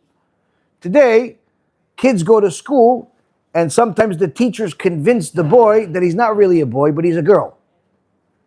And sometimes they bring a new teacher who pretends to be a girl, but it's really a boy dressed as a girl, or vice versa. Today, there's the education in the public school system in America is bottom of the barrel, to such a point that many of the non-Jews have stopped sending their kids to public school, to the point where homeschooling has become more widespread among the non-Jews than ever in history, because they're so unhappy with what's happening with the public schools. So to send any boy to a public school today in America is taking a risk. The first risk is an ideological risk, where you could send your kid to a school as a boy, he could come back thinking he's a girl. You could send her as a girl, she could come back thinking she's a boy. That's number one. Number two, America has gotten to the point where the amount of mass school shootings we have in America today, on the average, is 1 every 2.5 days. 1 every 2.5 days. Not all of it gets reported on TV, but the statistic is that 1 every 2.4 days, which means there's a lot of schools, but every parent has to think, maybe today is the day that there's a public school shooting in that school. So it's a very serious risk. As far as safety is concerned, it's not exactly safe. And why? Because again, it's a different environment, different ideology. Third and most important, for a Jewish person to send his kids to a public school, the Me'am Loez writes 300 years ago, is considered as if the Jewish person has sent their kids to an idol, as if they brought a sacrifice to Molech. He makes this equivalent to idolatry. Why? Because when you're sending your kids to public school, you're sending them to get miseducated. They're not getting educated, they're getting miseducated. They're being educated that we came from some amoeba. They're getting educated that the world is zillions of years old and the Torah is just a fairy tale. They're getting educated in things that are foreign to the Torah, that are the opposite of the Torah, that are heretical according to the Torah. So they're getting educated to think that we came from monkeys. I remember one day I came back from school and I was 10 years old, and I told Ima, do you know we came from monkeys? She looks at me, she goes, what are you talking about? She goes, that's what I learned today. We came from monkeys. Ima, you used to be a chimpanzee. She almost gave me a slap. That I'm like, what are you talking about? I told her, that's where I look. I showed her the book. This is nonsense. We came from Hashem. Sure, a Syria Torah scholar, and I continued having and developing those questions for many years. Actually, the tshuva years later. But guess what? What an average parent thinks is not going to influence their kid is going to influence their kid a lot more than they think. A little cartoon that tells kids that the world is 13.5 billion years old and it all started from some amoeba, that after meiosis or mitosis, it split into two and eventually turned into some lizard that became a parrot, that became a monkey, that became a dinosaur, that became a cat, become a bear, and at some point decided to become a human with 2 legs, but then he decided being a human is difficult, so he became a monkey again. All that nonsense, guess what? That cartoon is going to influence that boy, and he's going to be confused until someone puts some real wisdom into that affects him. Why? Because he's always going to have doubts. He's always going to have doubts. Why? Because sometimes it sounds real. Sometimes it sounds like it's legit.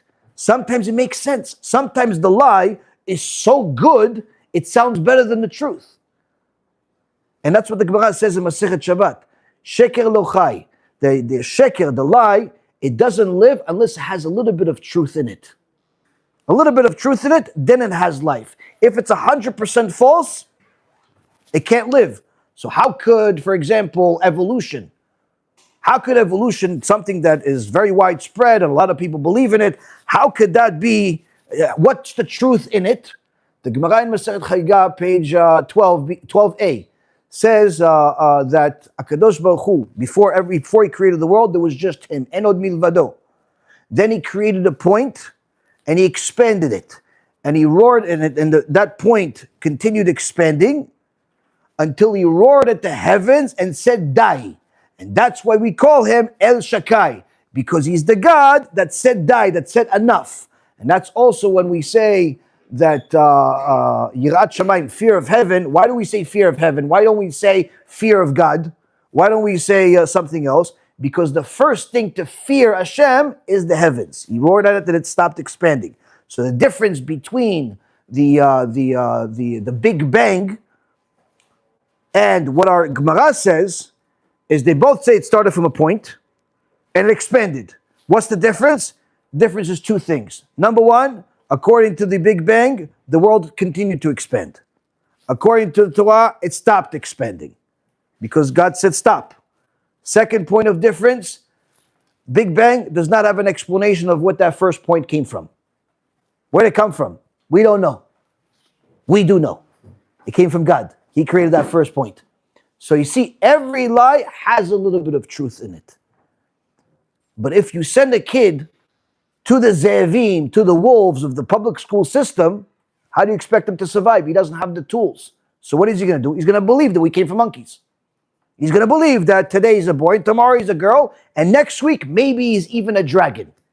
There was a girl that made a video of herself, and she was asking the community to help her. What was the help she was asking? She said, it's very difficult for me to be a dragon because when I fly, my wings get wet when it's raining. What do you other dragons do? What does the community of dragons do when it rains and your wings get wet? And this girl said it with all seriousness. She believes she's a dragon and that her wings are wet and she has a problem in life, that her wings are wet. This is public school education. And guess what? This girl was a teacher. She wasn't even a student of public school. She was a teacher in public school. So if you want to send your kids to such a thing, it's better off not to have kids. Have a pet instead. It's easier. Anyone can tell him he came from an amoeba or anything else. The dog is going to be fine. But if you want to have your kids go in the right direction, don't send them to public school, because in today's society, public school is a danger to everyone, both Jews and Gentiles. It's not a healthy place. Yes, Chabud. In one of your lessons, I waited many months, I wanted to ask you. Yes. You taught that the reason Yaakov got the Bechor is because Leah cried so much, she davened to Hashem, that Hashem answered her prayers. Yes. He gave the Bechor to Yaakov. And so much so that it says that she had droopy eyes. People in the neighborhood would say, wow, she cries so much, she's going to marry Esau. She was sad over it. Right. So the question is, if everybody in the community knew, why was Yaakov so surprised when he married her? Because she was sad, she cried, Hashem answered her prayer. If he got the Bechor, and she was supposed to marry the Bechor, so why was he so surprised when he married her? Why such a strong reaction from him? Because the original deal was for Rachel. Yeah, but he got the Bechor, and she didn't want to marry Esau. It's not a matter of what she wants. Right. No, but that's the thing. So what is she going to do? So it's just, this is like this. For example, if you went into a business deal and he said, listen, I'm going to give you $5 million for this building. And the guy says, sure, no problem. We'll give you the lawyers, the documents, wire the transfer. Everything is good. You wire the money. You sign the documents. You go to the building and you try to open it and it doesn't work. And the security guard says, sir, what can I help you with? Oh, I bought this building. No. This is not this building. You got the one from behind, because the one from behind, that's the one we're going to be developing. It's going to be much better. It's prettier. It has better view. It has better apartments. Whatever excuse he's going to give you, you're going to say, yeah, but that's not what I agreed to. Even if you say it's better, even if you say it's nicer, even if you say this building has been praying for me, that's not what I agreed to when I signed the documents. When Yaakov spoke to Lavan, he said, I want to marry your younger daughter. I want to marry Rachel. And Lavan, that's what he agreed to. And so when there was a surprise later on, it wasn't necessarily that Yaakov hated her or didn't like her or anything like that, or thought that she wasn't righteous enough. Is that the original agreement was one thing and Lavan tricked him. Now, Rachel tried to warn Yaakov that her father is a liar and her father is going to try to trick him. And he says, I'll be a brother to him, meaning that just like he is a liar, I'll be a liar just like him. I'll fool him too. And that's why I'll give him conditions that he's not going to be able to fool me. I'm going to say, I want your daughter, your youngest daughter, the little daughter. So he only has one younger one, one little one. There's twins. Yaakov, in his wildest dreams, never thought that Lavan is just simply, he's not going to, trick him. He's simply going to outright change the deal. He's simply going to not do what they agreed on.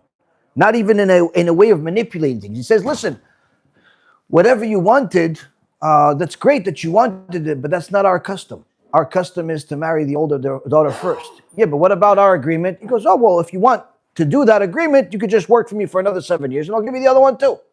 Meaning, I'll give you what you want, but you have to take this one first. So it's the manipulation that Yaakov expected from Lavan was not enough. Lavan was even more tricky, more corrupt, more wicked than what Yaakov expected, and this did not end there. Even after 20 years of working for him, when Lavan accused him of stealing from him and so on, Yaakov said, you changed the deal that we had as far as money over 100 times. Meaning, imagine working for somebody and he changes your salary 100 times, because every time he changes the deal, Hashem makes it successful, so he changes the deal to try to make it less successful. He sees it successful again, he changes it again. 100 times he changed the deal. So the level of corruption that came from Lavan was even a surprise to Yaakov. Hashem runs the world as far as the conclusions, but a person still chooses what they're going to do. Meaning, the Gemara says, "Akol midei shamayim chutz miyirat shamayim." Everything is from heaven except the fear of heaven, which means that Hashem allows us to make the choice. If you decide to jump, you can jump. If you decide to sit, you'll sit. If you decide to pray, you can pray. If you decide to give tzedakah, you'll give tzedakah. You can choose what you want to do. What Hashem decides is what's going to be the outcome. Meaning, if you jump, Hashem is going to decide how high it's going to be. Hashem is going to decide how you're going to land. If you decide to sit, Hashem is going to decide how comfortable the chair is going to be. If you decide to pray, Hashem is going to decide if you're going to have distractions during that prayer. If you decide to give tzedakah, Hashem is going to decide how much fruit is going to come out of the tzedakah that you give, meaning how much good results will come out as a result of your tzedakah. So you decide what to do, Hashem decides the results. Because if Hashem would have decided what to do for you, then it would not be fair for him to reward or to punish us. Because if he decides whether you're going to punch somebody in the face or not, why would he punish you? If he decides whether you're going to steal or not, why would he punish you for stealing? Or why would he reward you for not stealing? So you have the ability to choose what to do. Hashem will choose what the outcome is going to be. So that's what everything is from heaven, except the fear of heaven. That's what that means. Yes? What is the best way to give show little kids love to Hashem? To show little kids love to Hashem, first and foremost is to never think that the kid is too young to learn about Hashem. Okay, you can start at the beginning.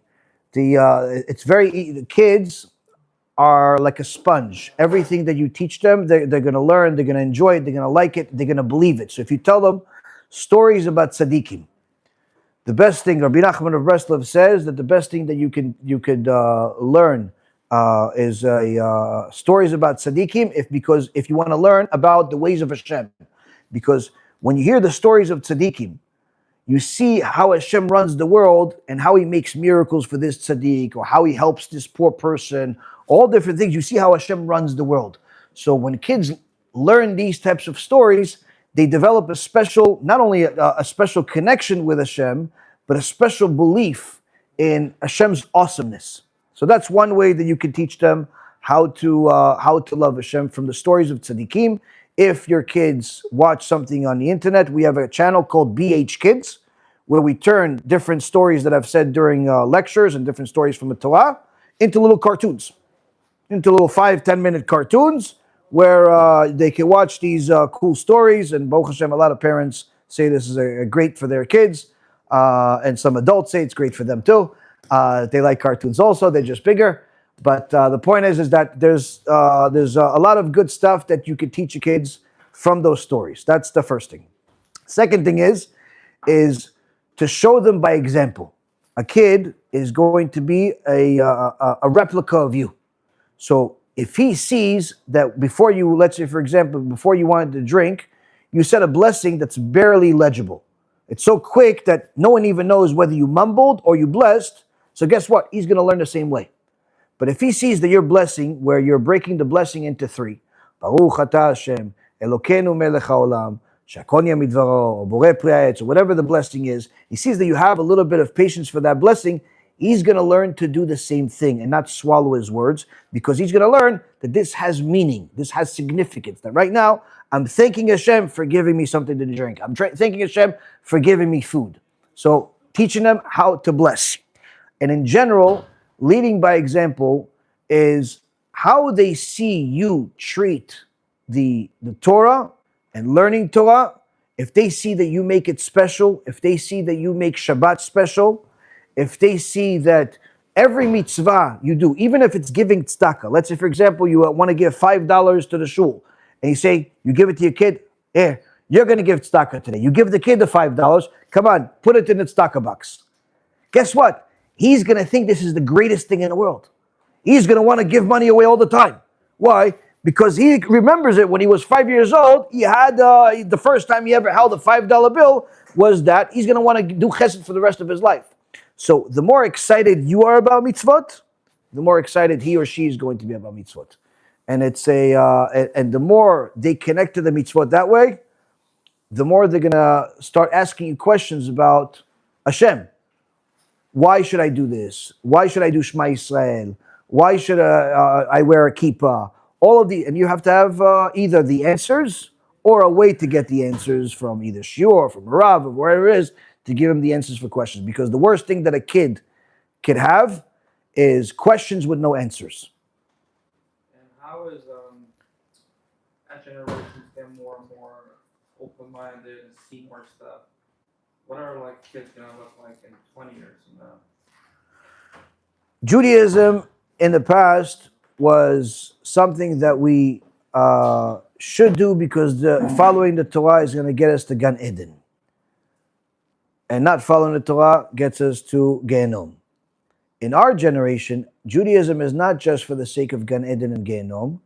Judaism today, living a life of Torah today, is simply a survival of the human race. Because the people that are going with the Torah and following the Torah, they at least have a direction of what it's still like to be a human being, a decent human being. The further people become from the Torah, the further they become from acting like human beings. You see how people behave. Like I said, a guy thinks he's a girl, the girl thinks she's a boy. Some people think they're dragons, some people think they're angels. Every other day someone thinks he's Mashiach. There's a lot of craziness happening in the world. So in the world today, you have to, on one end, understand that technology is not going away. So to just simply shut our eyes from everything and pretend like it doesn't exist is not possible for most people. On the other hand, we can't just accept everything with open arms.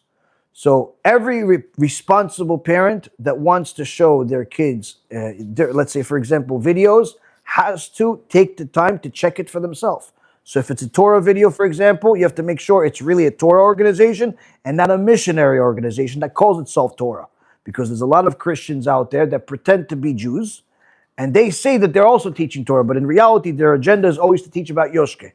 So every parent can't just put their kids on some YouTube channel and hope for the best. The parents have to take the time to double check what their kids are watching. Because to just say, listen, my kid is never going to use technology is not a reality, especially not in America. So a parent has to understand that you have to, adapt to the environment to a certain extent, but not accepting everything and we're going to be just like everybody else. Everything with step by step, with concern, with worry, with double checking and triple checking. Even I told a parent earlier today that even a lot of parents have become very comfortable with sending their kids to camps. Don't be so comfortable just sending your kid to any camp. Double check who's the counselor. Double check who's the rabbi. Double check who's there. Why? There are too many horrible stories that come to me after they already happen of what happened to this kid or that kid in the camp or in different places where instead of going to a camp and having a good time, the kid got a trauma for the rest of his life. So to just putting our kids on autopilot and just sending them wherever, hoping that it's going to work out, that's the last thing that people can do. Don't treat your kid like people, drive Teslas where it drives by itself. You have to be involved. You have to be connected. Third thing is, try to maintain some type of healthy conversation with your kids on a regular basis. Even if it's if it's a mother, once a day, if it's a father, at least once or twice a week, to talk to them, to see what's going on in their life. What are they thinking? What are they not thinking? What they're happy about? What they're not happy about? See that your kid is still healthy. Not just he goes to shul and he has a kippah on and he wears tzitzit, but to see that the kid is okay. Why? Because sometimes if the kids stop talking to the parents for an extended period of time, they develop this discomfort. They feel like if they're going to talk to their parents, they're bothering them. So continue talking to your kid. Why? Because the world around them is changing much more rapidly than it changed when you were a kid. And we had certain tools to deal with it that our kids don't have. We had certain struggles that our kids don't have. I had to start working when I was 10 years old. B'ezrat Hashem, my kids will never even think of such an idea. Why? It's a different reality. It's a different world. To tell it, the way you look at it is that how the generations have changed just in the last 4 generations. All of us look at our parents like they're superheroes, and our parents look at our grandparents as superheroes. Why? My grandparents had to walk from one country to the next. They had to immigrate. They had to leave Libya, and they had to go to the next country by foot. Many people left Yemen by foot, Syria by foot. Literally, they walked from country to country. Some survived, some didn't survive. But that was normal. Our parents didn't walk from country to country, but they walked to school an hour, 2 hours, 3 hours each way. That was normal. I walked to school 20 minutes. My kids, your kids, hopefully they can walk to the bathroom without getting assistance. Why? That's the generation. That's the technological evolution. The next generation, most likely, they won't need to walk. They'll probably be levitating or flying in some type of cyborg or something like that. So, but again, there's advantages, there's disadvantages to this stuff. Either way, the responsibility of a parent is always going to be there. You have to make decisions on their behalf because they don't know what's good for them yet. They don't know what's bad for them. Don't just say, listen, do your best. You have to be involved because, Baruch Hashem, you're a parent, you have life experience, at least 20 or 30 years more than them, you're going to know better.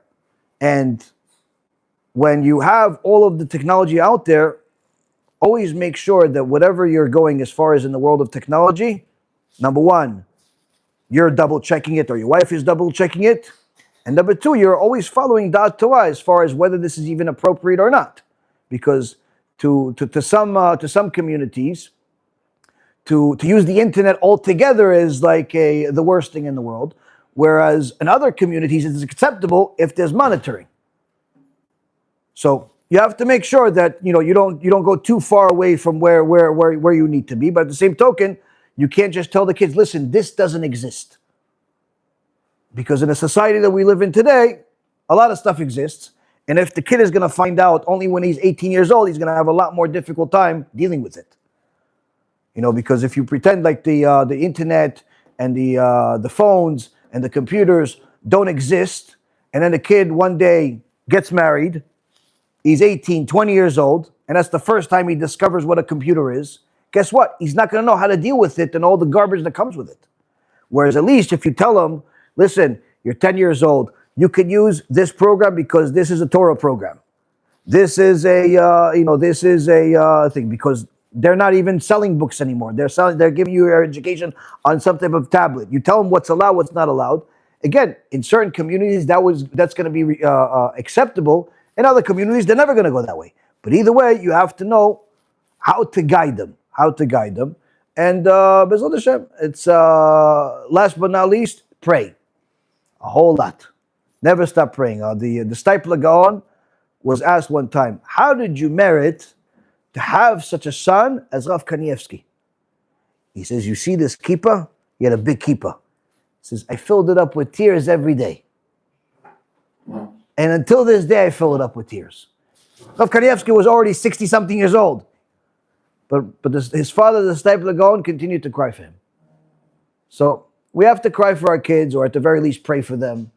And B'ezrat Hashem, combination of all of these things is going to definitely give good results. It's just always double check. If you decide something you don't see the right results, ask again. Okay, I did this, it didn't get the right results. Sometimes it's because you missed a step. Sometimes it's because something changed. So if something doesn't get you the right results, it's never a problem to ask again. It's never a problem to double check again. Maybe the what's allowed today is not going to be allowed tomorrow because some factor changed. Like for example, YouTube Kids, when it first came out, was perfectly fine for most normal kids. Today, YouTube Kids is worse than regular YouTube. Literally, regular YouTube is not, I'm not saying that should be for everybody, but YouTube Kids is one of the worst things you could show your kids. Why? Literally, you see how they have an agenda in the shows where they're teaching, oh, this female horse is married to another female horse, and now they're having a son somehow. Like, why do I need to know this is a female horse or that's a female horse? It's an agenda. So the stuff that they're presenting to kids today is there's a lot of hidden agendas. So don't assume that just because something says kids, it's always going to be allowed. Sometimes it's good, sometimes it's horrible. And that's why you have to constantly double check stuff. Yep. Anything else? We have some new people, so the new people could also feel free to ask questions. Yes? Big focus on the website. There are a lot of videos about wasting seed. Good. How did that become such a big focus? And can you just mention a few points about it? So when it comes to kedusha, the issues of wasting seed, the issues of morality, this is the foundation of our Torah. The Parashat Kedoshim, HaKadosh Baruch Hu says, Kedoshim tiyu ki kadosh ani. You be holy because I am holy.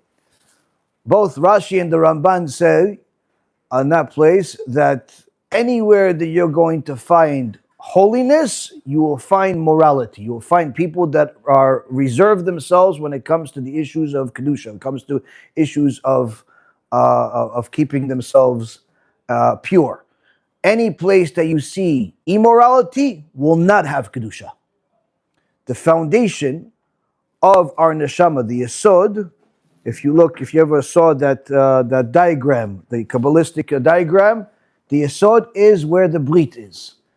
A person cannot elevate themselves to any level of kedusha while still wasting seed, while still being immoral, while committing adultery, even if he is immoral with himself.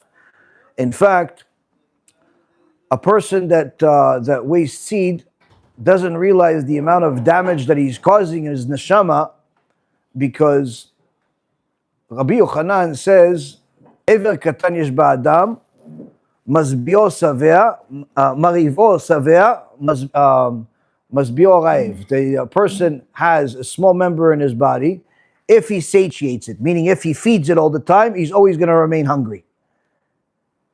If he starves it, he'll be satiated. This is how it works in the human body that HaKadosh Baruch Hu gave. A person that constantly feeds his lust will always lust for more. A person that starves his lust, meaning he controls it, he acts like a decent human being, is going to be under control, is going to be mentally healthier, is going to be physically healthier. Now, this goes further. The Ramban writes 750 years ago that if a person continues to feed his lust, meaning he wastes seed to the point where it's on a regular basis, eventually it's not going to be enough for him. He's going to want something more taboo. Therefore, he starts becoming immoral with people.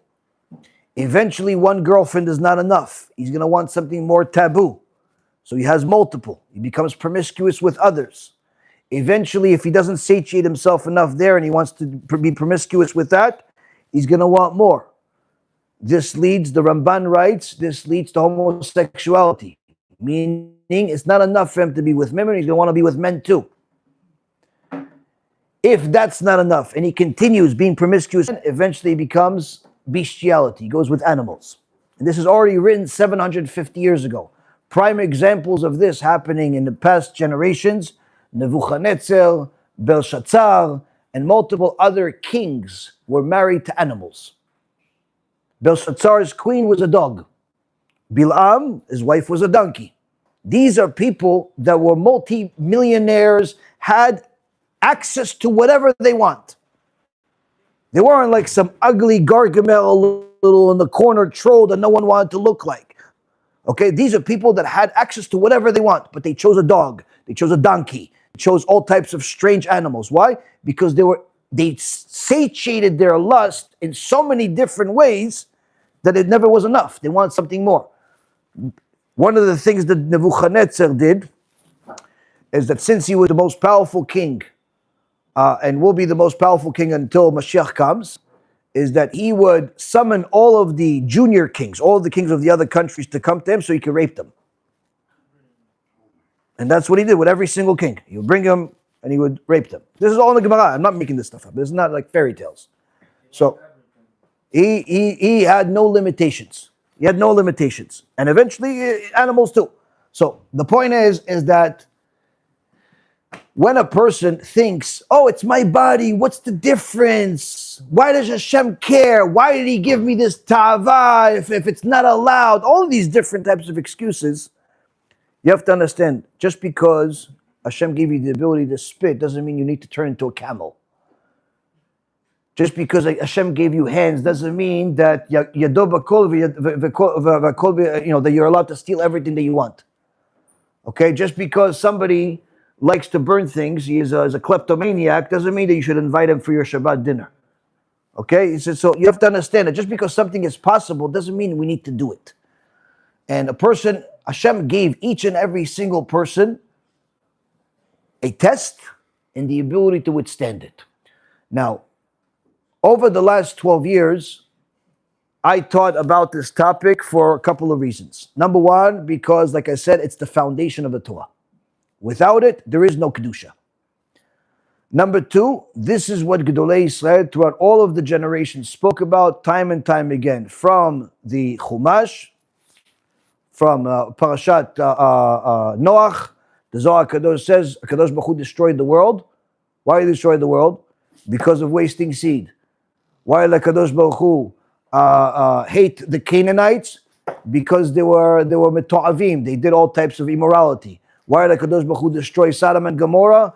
Because of this. Every single destruction that has happened in the Torah always has to do with this.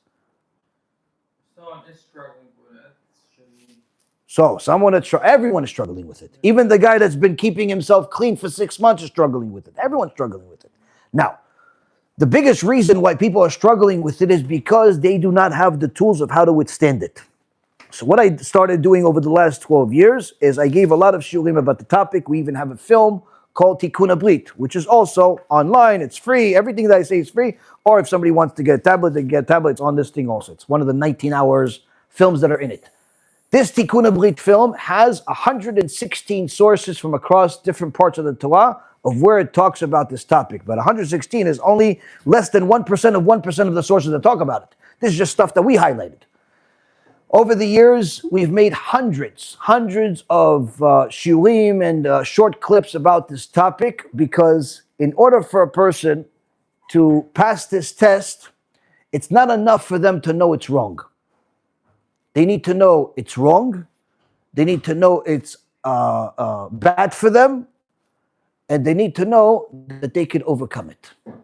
But in order to overcome it, they need the tools. The tools are knowledge. You need to have certain basic knowledge of why it's wrong. What's the price of if I just try to ignore it? And how do I overcome this? What do I need to do? How do I treat my body? How do I treat my, and I'm not just talking about, watch your eyes. Watch your eyes, everybody knows. Don't look at schmutz. You need a shiur for that? No. How do I treat my body? Most of the times, people that are addicted to it are very, very comfortable with themselves, especially when naked. They go in the shower, they roam around, they start looking at themselves in the mirror, they start flexing, they start looking, I got old, look, there's a gray hair. Don't be so comfortable with your body. The more comfortable you are with your body, the more likely you are to fall for this trap. Also, if you're going to a mikveh, if your mikveh is one of those mikvehs where it's like a college locker room where people just walk around naked as if they're just came Adam Rishon, don't go to that mikveh. If the people over there are not covering themselves, it's better not to go to the mikveh as a guy. Why? Even seeing another guy is going to impact you, even if you don't have the tava. You have to understand there are certain things that we're not supposed to do. For example, a lot of people don't know, Shulchan Aruch paskins, you're not allowed to see two animals mating. Not allowed to see two animals mating. The average person says, I don't have a tava for it. What am I? No, it's not about that. There's everything that you're not supposed to do. If you do it, it causes a certain defect, a certain damage, a certain break in that neshama. A certain klipa is formed. So this type of information, most people don't have it, or if they heard it, they forgot it. So we have a bunch of shiurim. If a person starts watching them, it'll start giving them different insights of how to overcome it. It gives them a daily chizuk. In the beginning, it could be that they need an hour a day. After they started protecting their breed, they have some koach. They don't need an hour a day. They need only a half hour a day. After a while, it's enough 15 minutes a day. 15 minutes a day chizuk, 5 minutes a day chizuk, depending on where you are. But it's not a smooth sailing. It's not like somebody stops on day one and that's it, they become Yosef HaTzadik tomorrow. Doesn't work that way. Like I said before, the way to success is full of failures. So in the beginning, the guy starts off, he's a teenager, he's regular, he wastes seed every single day. Now he heard that if he continues to doing it, and he doesn't do tshuva, he goes to Gehenom and he's never going to come out. Why? Because that's what the Gemara says, that's what the Reshit Chochmah says, and there's a lot more details that you guys probably don't want to hear of what happens over there. But there's a movie about that too. The point is, it's called Gehenom. Anybody wants to know what happens there? There's 176 sources in that film. It's a very good film. Huh? Of course you could do tshuva. Everything you could do tshuva so long as you're alive. If you're alive, you could do tshuva. Once we're finished in this world, there's no more tshuva. Now the good news is, HaKadosh Baruch Hu loves all of you. Even if you made as many sins as I made in my life. He still loves you, that's why you're still alive, that's why you can still do tshuva. Now the beautiful part is that it's available for you to do it, but no one's going to do it for you. So now, once a person learns that I can't do, that I have to stop, but he's already addicted to it. He's a teenager. He was doing it like as if it's breakfast, lunch, and dinner. But now he realizes I can't do it. For him to go from this to zero, it's not going to happen. It's not going to go. He's not going to go from being an addict to zero overnight. So it has to be, it's never okay to do it. Don't ever think for a second that it's ever okay to do it even once. But we also have to be realistic of what's possible for him to do. Where does he stand at that point? So the goal is stop as much as possible. Hold yourself for 2 days, 3 days, 4 days, a week, as much as you can. So he holds himself 2, 3, Rabbi, 4 days, I just fell. Okay, start again. Now you know you can hold it for 4 days. Next time, 7 days. Rabbi fell again. Okay, start again. Now you held it on for 2 weeks. Before you know it, he's holding on 3, 4, 5 months. The more a person overcomes the obstacle, the stronger they become, the more bracha comes to their life, the more parnasah comes to their life. And by the way, the number one way to lose the shefa of parnasah from Shamayim is by wasting seed. That's the number one thing that kills the bracha. Everyone can make money, but not everyone can have bracha. It's two different things. I know guys that can make $1 million a month, but all the money goes to legal bills, hospital bills, problems. So they make $1 million a month, but they have no bracha. Then you have a guy that makes $70,000, $80,000 a year, but he has everything he wants. Why? He has bracha. The $1 million guy doesn't have bracha. Two different things. So one of the ways to destroy bracha is this. A person wastes seed, they ruin their bracha. And that's why Chachmei Israel have talked about it many, many times. This is the foundation of our Torah. And the number two reason of why I spoke about it so many times over the years is because, for whatever reason or another, many rabbis stopped talking about it. In the previous generation, this was standard foundation of Judaism. This was the standard foundation. All of Gdolei Israel taught this. They wrote about this. There are many sfarim about this. But in our politically correct generation, apparently it's okay to talk about porn to each other. It's okay to publicize porn. It's okay to do a lot of things except to teach that it's not good. Somehow it became okay to, Maybe they came to the conclusion that it's good. well, if they came to the conclusion that it's good, you see how society, they came to the conclusion that it's good. You see how society is degrading. So society is getting worse. The divorce rate is the highest it's ever been. And in order to be a celebrity, you have to be divorced at least 5 times. Before you're divorced 5 times, you can't be a celebrity. So the key is to understand. How do you make money? How do you Bring the shepherd. He just said. How do you bring Shem? First thing that you want to do is to stop doing the things that ruin the bracha. Because Hashem already has shefa coming to you. When you do things that ruin the bracha, which I'll give you a few of them, that means that the shefa is coming down, but it's going to different places. Person wastes seed, big part of the shefa goes somewhere else, and if you really want to know where it goes to somebody you don't like. It goes to your enemies. So it's a double punishment.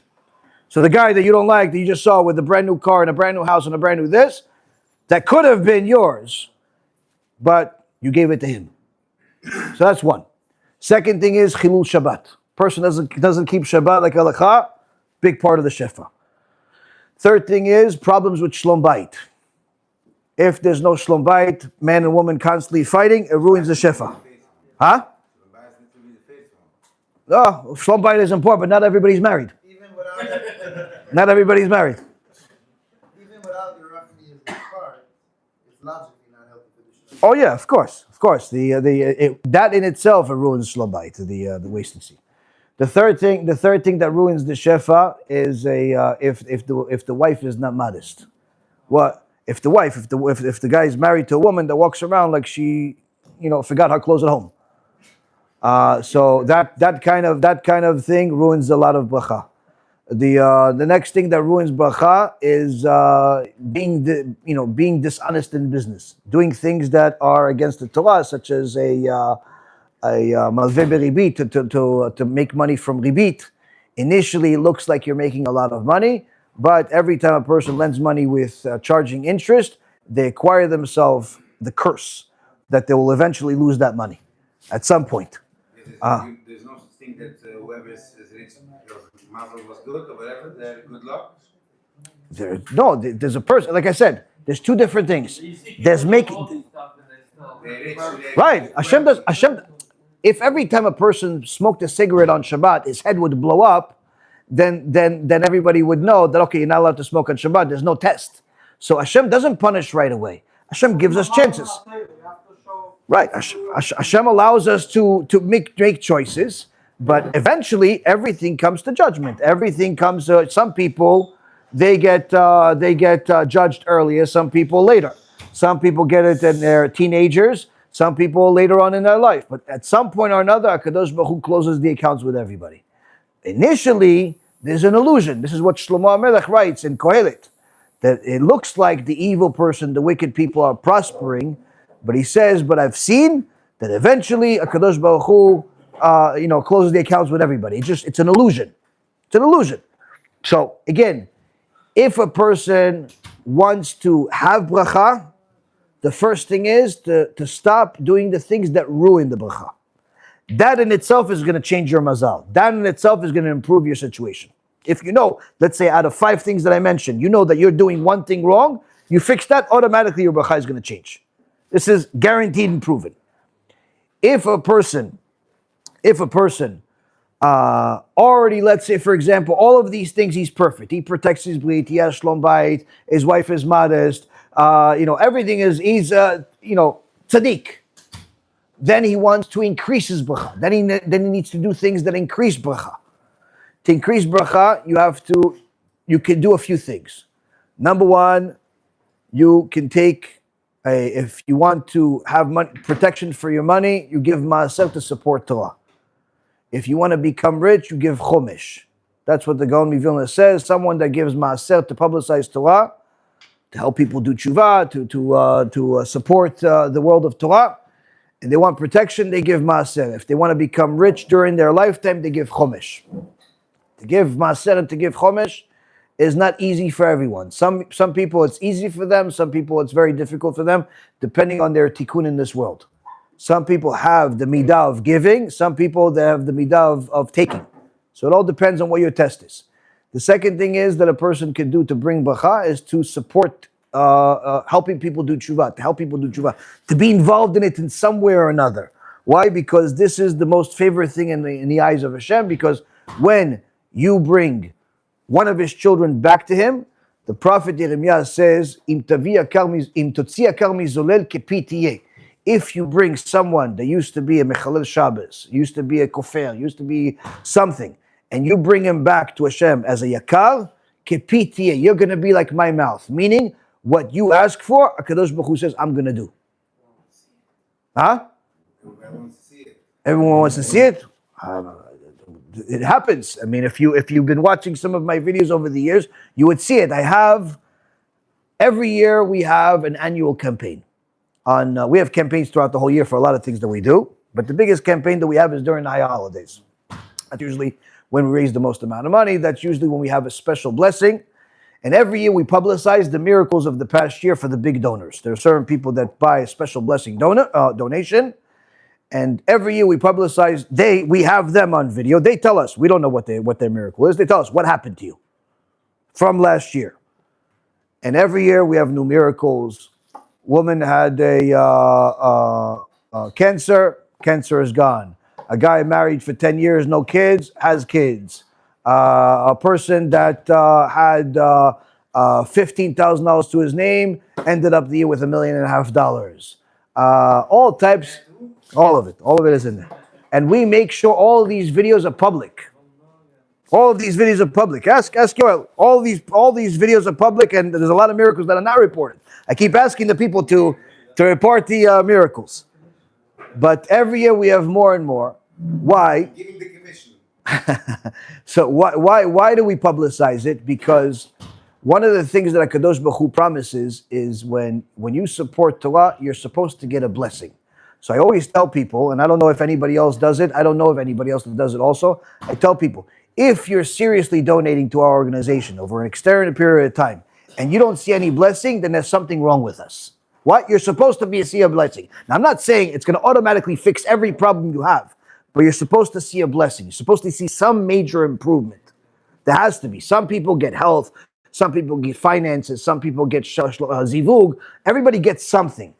Now, many times people, they donate, they feel good, they get compliments, but they don't really see any results. They don't really see any difference in their life. And they've already gotten to a point where they feel like, listen, I just give because it's good to give. Yes, it's good to give, but you would give more if you saw results. So that's why we like to publicize the results, to show people, listen, this is what these people got. Choose wisely. Some people tell me, listen, I gave 10 times more to such and such organization, I haven't gotten anything. I said, okay, so try something else. Huh? I give to a lot of people. Again, just because you give doesn't mean it's automatically the right place. So if you give, for example, to a person that's a corrupt person, Rabbi Nachman of Breslov says if a person gives money to a person that's corrupt, it's considered in the same level as wasting seed. Why? You're taking the shefa that Hashem gave you and you're wasting it. You're giving it to support something bad. So a person has to know that just like you do research on your real estate before you buy it, on your stocks before you buy it, on your lawyer before you hire him, on your employee before you, just like you do research on anything else, you have to do research on the stock that you give of what is it going to do? What is it actually supporting? Is it just buying this guy a new car because he wants the new 2027 model? Or is it actually going to publicize the Kadosh Baruch Hu's name? What's going to be? What's going to happen with this money? Okay, I see the campaign. They want to raise $1 million, $2 million, $5 million, $10 million. Fine. What's going to happen? What's going to happen as a result? And check. You have to see where your money is going. Why? Because if we give blindly, it's like as if we're wasting it. And I know a lot of people say, listen, I give blindly, Hashem takes care of it. Fine. Would you do your real estate transactions like that? Would you hire a lawyer? Listen, I'm going to hire any lawyer, and Hashem's going to do the rest. Emunah, you have to apply the same emunah that you do on other investments on this investment. Why? If I told you, listen, you have an extra $5 million? No, I don't have extra $5 million. I have $5 million, but I don't have extra $5 million. Okay, I have a really, really good deal for you. Okay, what's the deal? I can't tell you. But give me the $5 million, and I'll invest it for you. You're going to give me the $5 million? Mapitom. Why not? What are you talking about? Rabbi, you're a nice guy, but I'm not going to give you $5 million until I see it. I want to see the building with my eyes. I want to see the field. I want to see the horses. I want to see something. Why can't you just trust me? I'm a rabbi after all. No, Rabbi, trust you. But first I want to test you. I want to see the first one. So how come on material that's only going to be in this world, that is only in the temporary world, you do the research, but on the investment for eternity, you don't do the research? $5 million for a piece of real estate, you would do the research. But the real estate, even if it's the best piece of real estate in the world, it turns to $100 million after a person dies, guess what? It's worthless. Can't take it with him. But that same money that he's going to invest into publicizing Torah, into tzedakah, into helping poor, into whatever good they're going to do, that's going to come with him. How come he's not checking it? So a person has an obligation to do the minimum ishtadlut of seeing where is this money going and not just blindly give, because if you would blindly give in business, then blindly give in tzedakah. If you're such a Baal Bitachon, do you trust Hashem blindly? I'm going to invest in whatever. I'm going to hire whatever. I trust in Hashem, then you can give tzedakah blindly. But if you're going to investigate every investment 10 times before you invest and get 5 references for every employee before you hire him, then you have to do some double checking on also where you give and why you give. Why? Because this is an investment. It's not just like do good for the sake of good. It's an investment. It's an investment into your Olam Haba. And once people show up to Olam Haba, they're going to either have surprises or disappointments. They build a house here, $5 million house. Kitchen, $150,000. They want to show up to Shamayim, at least with the same thing. They want to have also a $10 million house in Shamayim. They also want to have a $200,000 kitchen in Shamayim. But if they donated to a bunch of corrupt places, if they wasted their money, if they gambled, they did all types of things, in Shamayim, maybe they're going to have a bathroom. The house, not so much. Why? Hashem gave you money to invest. Invest wisely, both in this world and the next. Anything? The Rav tell us about the transparency of investing in business without Hashem. One of the beautiful things that, Baruch Hashem, people that have been with us for a while, is that I like to be an open book. I like to tell people whatever question you have, I'll answer, whether it's personal, business, or whatever. I have no problem. And also, I like to make everything that we do public. So, like I said, when people, want to hear about miracles, I ask different donors to please make a public video about what happened to you. It's always the chosen. There is no, but there's specific people. Every year, there's more. Aside from that, I also, all the numbers, all our financials, everything is public. Anyone that types in bezrathashem.org, you go on GuideStar or Candid, can see the financials, can see where the money goes, can see I haven't taken a salary in 12 years, can see I work for free, can see all of these things. So all of these things, why do I do all of this? Because I'm the most skeptical person out there. What I did for a living for almost 20 years is I analyze investments, I analyze red flags, I look for problems, I look for mistakes. So I want people to know this is what it is, and this is what you're getting. So there's no surprises. Baruch Hashem, we disclose so much that the organization called GuideStar, or also it's called Candid, they track nearly 2 million nonprofit organizations. Only 1% of all of those nonprofit organizations have the highest level of transparency, called platinum. So let's say call it 20,000. It's a level of platinum, it's called. GuideStar Platinum. So only 1% have this platinum, which is, again, out of 2 million, about 20,000. Most of the organizations that have this platinum are huge organizations with tens and tens of millions of dollars and staff and so on and so forth. But Baruch Hashem, we've worked very, very hard to be so transparent that we've gotten the platinum for the last 3 years in a row. And our goal is to continue. Why? I want to show everybody, this is what we do, this is what you get. Now you know where your money is going, because that's what I did on Wall Street. Wall Street, I had to give people a statement every month. I had to give them a statement. This is what you get. This is, you invested in this is what you got.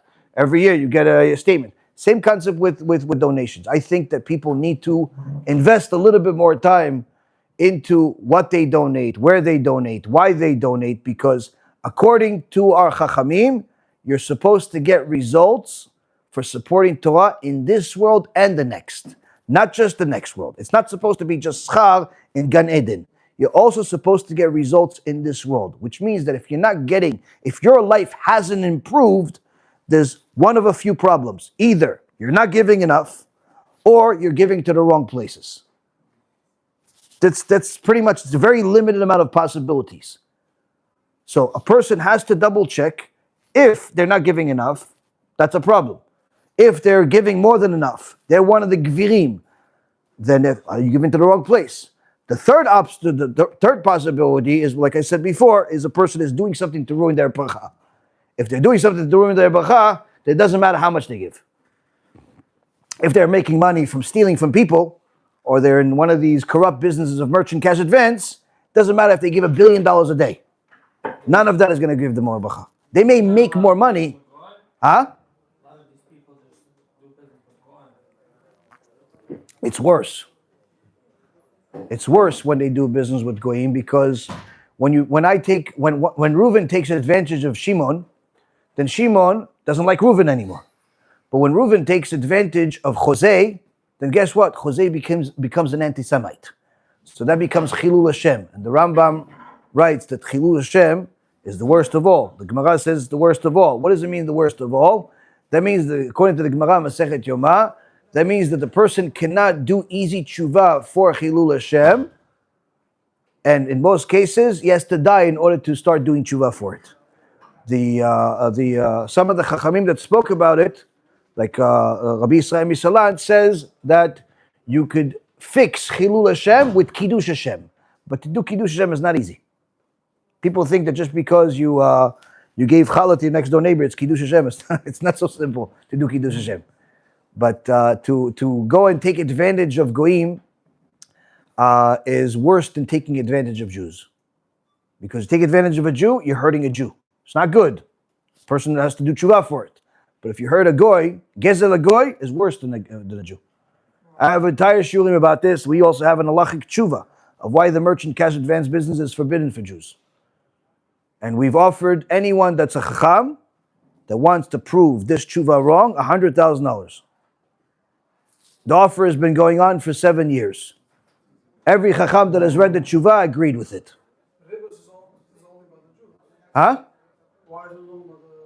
Why is it wrong for us to lend money to goyim?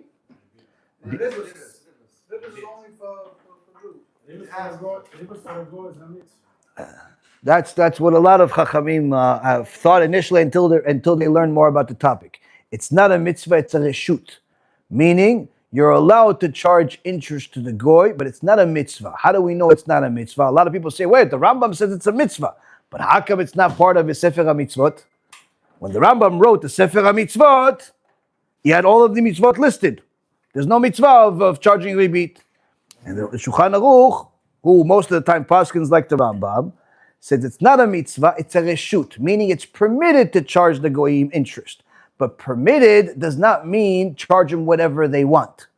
Charge them whatever you want. Because once you get to a point where you're charging the goy predatory rates, meaning that statistically possible, it's statistically impossible for that customer to ever get ahead, then it's not considered lending anymore. It's considered gezel. So if you're charging the guy, let's say for example, 20%, like the bank or the credit card, 29%, then it's statistically probable for him to pay the money back, because a normal business that functions, even if you buy the goods for $1 and you sell them for $10, your profit margin is not 90% because you have overhead, you have the electricity, you have the employees, you have the insurance, you have all of the different things. At the end of the day, if you're a healthy business, you make 25% profit margin. That's a healthy business.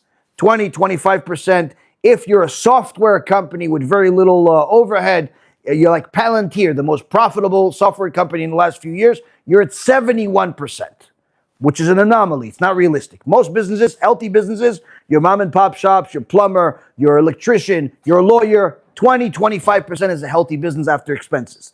Which means if you are lending money to a person and their interest is 200% because they're charging you 50% for every 3 months, which annualized is over 200% per year, that means it is impossible for that business to ever be profitable, because the cost of money is higher than the profitability that's possible. This is the reason why the industry is called predatory. Predatory means that the business itself preys on its customers. The average person that borrows money from merchant cash advance ends up borrowing money 3 to 5 times to refinance the same loan until they declare bankruptcy. When the merchant cash advance company is analyzing who they're going to lend money to, they're not analyzing what kind of business you have. They're analyzing how much money you have in the bank in order to assess whether you have at least 90 days of lifetime, because that's all they need in order to suck out the blood and the money and whatever is left of the business. Now, most people are not familiar with this business and not realizing the kind of damage that it's causing, because some people assume that, if you could charge interest to the goyim, you could charge anything you want. But that's not the case. In fact, there are some chachamim that say it's asur to charge the Christians and the Ishmaelim any interest. The Abarbanel writes that when it says La Nochri Tashich, it's not referring to the Edom or to Ishmael. Nochri is Knaanim. The Nochri is not Edom or Ishmael. The Nochri is Knaanim. And therefore, he says that the Nochri is someone you're allowed to charge interest, but the Ishmaeli and Edom are included under Achicha, because there's different verses in the Torah that says that don't torment your brother. Edom is considered Achicha. Ishmael is considered Achicha. And therefore, the Abarbanel Paskins, you're not even allowed to charge them interest at all. In fact, Rabbi Cheskel Landau, right, Alav Shalom, writes, people that lend money to goyim with high interest are causing 2 ra'ot. So, one, they are lending money with interest, which is always frowned upon, so much so that even Shlomo HaMelech forbid it in his time to lend money to goyim at all, as far as charging them interest. But on top of that, they're increasing anti-Semitism, so much so that Rav Landau says someone that lends money to goyim with high interest has a din rodef. Meaning, he's considered as if he's trying to kill Jews. We have a whole halachic tshuva on it that has historical sources, halachic sources, discusses the Rambam that people confuse, discusses the Abarbanel, discusses the Ran. Really, the whole issue of lending money with interest, when the Gemara in Masechet Bava Metzia talks about it, it says we're really allowed to lend money with interest to goyim under two conditions. One, there's no other jobs available to the Jews, which was very common in past generations, because they restrict us from being lawyers, from being doctors, from being a lot of different things. So we were forced to be in this business of lending money. There's no other way for us to make money, and therefore we're allowed to lend money with interest to just make enough to survive. But we're not allowed to prosper from it, because it's not a good business. Two, if you're a Talmid Chacham. Those are the two conditions. That's what the Gemara Masechet Bava Metzia says. Now, why does it matter if you're a Talmid Chacham? Says the reason why you're not allowed to make a lot of money in this business of lending money with interest to the goyim is because if you're lending money to the goyim with interest and you're making a lot of it, that means you're going to socialize with them on a regular basis. That means they're going to influence you on a regular basis, and before you know it, you're going to turn into a goy yourself. So therefore, you can make just enough money to survive because that will limit the amount of time you spend with them. So how come the Talmid Chacham is allowed to make a lot of money from it? That's because he's a Talmid Chacham and we're not worried about him being influenced by the Goyim. He learns Torah all day. So now the Ran comes, and this is already hundreds of years ago, this is a Rishonim. The Ran comes and says, I don't understand how we have an entire generation where everybody's a Talmid Chacham. How is it that everybody's Talmid Chacham? Because everybody's is lending money with interest and they're becoming rich of it in this generation. Because obviously, they're not just making a basic living, like the first condition. They're becoming rich. How is it that they're becoming rich? What, they're all Talmidei Chachamim, that they're allowing themselves to make so much money out of this business? He says, but we didn't become all Talmidei Chachamim. So how did it happen? In fact, in a podcast that I did earlier today, and in many of my shulim, and even in a film that we made called Ora Ganuz, there's a whole segment about historical proofs, historical proofs, that before every major Jewish disaster, destruction of the first Bet HaMikdash, destruction of the second Bet HaMikdash, the pogroms in England in the 1100s, the Spanish Inquisition, the pogroms in Morocco, the pogroms in Ukraine, the Holocaust, every major disaster, national disaster that the Jewish people have had in history, the number one business for the Jewish people before that is high interest lending to the Goyim. This is not a coincidence. This is a reality. In previous generations, it was called different names. Today, it's called merchant cash advance. And I've been saying this for at least 7 or 8 years. The last time I did a whole tour of shulim in New York was about 7, 8 years ago. I went to different places, and I told them back then, this business is bringing the next Holocaust. In the last 7 years, did anti-Semitism increase, or did we become all tzaddikim and everybody loves us all of a sudden? Everything has gotten worse in the last 7 years. When I said it 7, 8 years ago, anti-Semitism wasn't exactly where it was right now. We were in much business.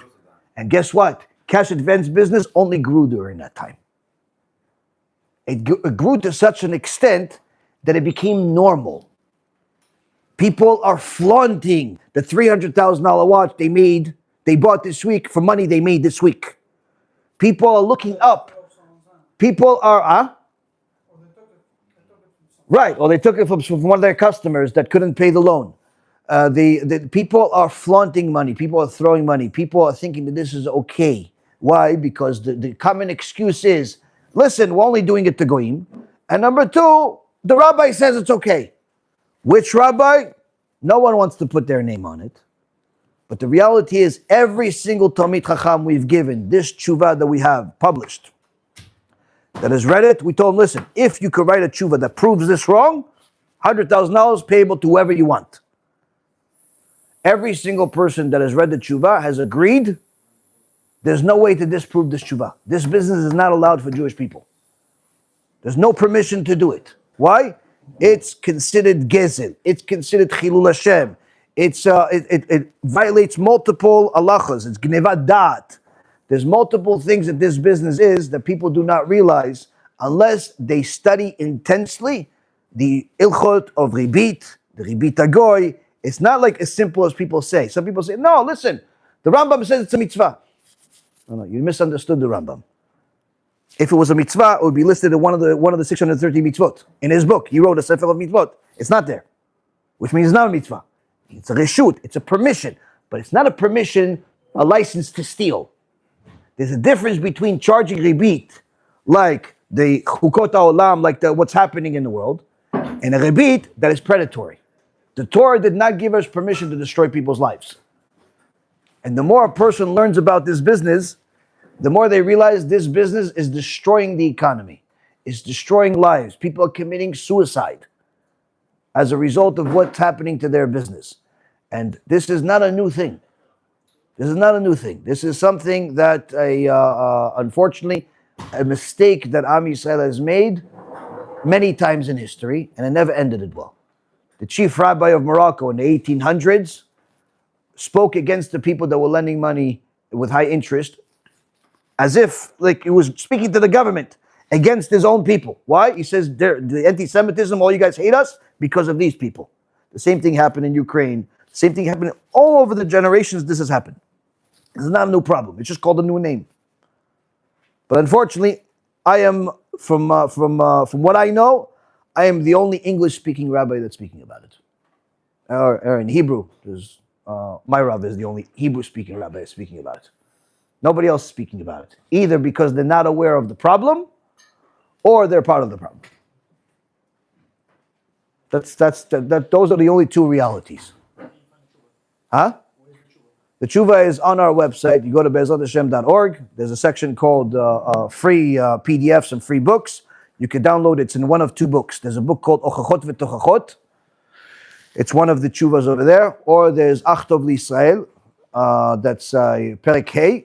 Or if you could just simply want to send me a text message or email, I could just send you the links to those two books, save you the time, and you could just look into the two books that we published. But it's a tshuva that is full of information, full of sources, very, very little opinion, if any at all. It's a legitimate halachic tshuva. And it's something that, Be'ezrat Hashem, we're hoping that a lot more people become aware of, because this business is going to bring a big ason, chas v'shalom, but it's bringing it already. There's a lot of lawyers and journalists that talk about this. And interestingly enough, even though there are some non-Jews in it, including the mafia, that have shut down their loan shark business and replaced it with merchant cash advance, because it's just a legal way to do the same exact thing. If you look at every journalist, Bloomberg did a whole special, 5-article special about it, 5-week special. The Attorney General fined this industry, two of the leading companies in this industry, nearly $2 billion. There are more major publicly traded companies that have come from this. There are journalists that are covering it. There are lawyers that are covering it. Everyone that spoke about it never mentions the black guy that works in there, never mentions the Italian, never mentions the Christians, the Catholic, never mentions the Muslim, the atheist. But everyone happens to know this guy is Jewish. These owners are Jewish. Now, obviously, there are some goyim that work in this business, but only we're mentioned. Why? Number one, we're a dominant force in that business. It's a reality. It's not a conspiracy.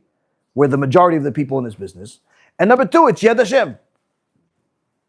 HaKadosh Baruch Hu is showing us, listen, you want to act like goyim? You want to do things that are against the Torah?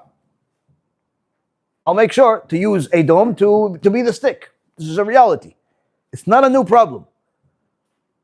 I have people that have watched some of my shulim about this topic and other things, that when they first saw my video, they were anti-Semites. They were Nazis.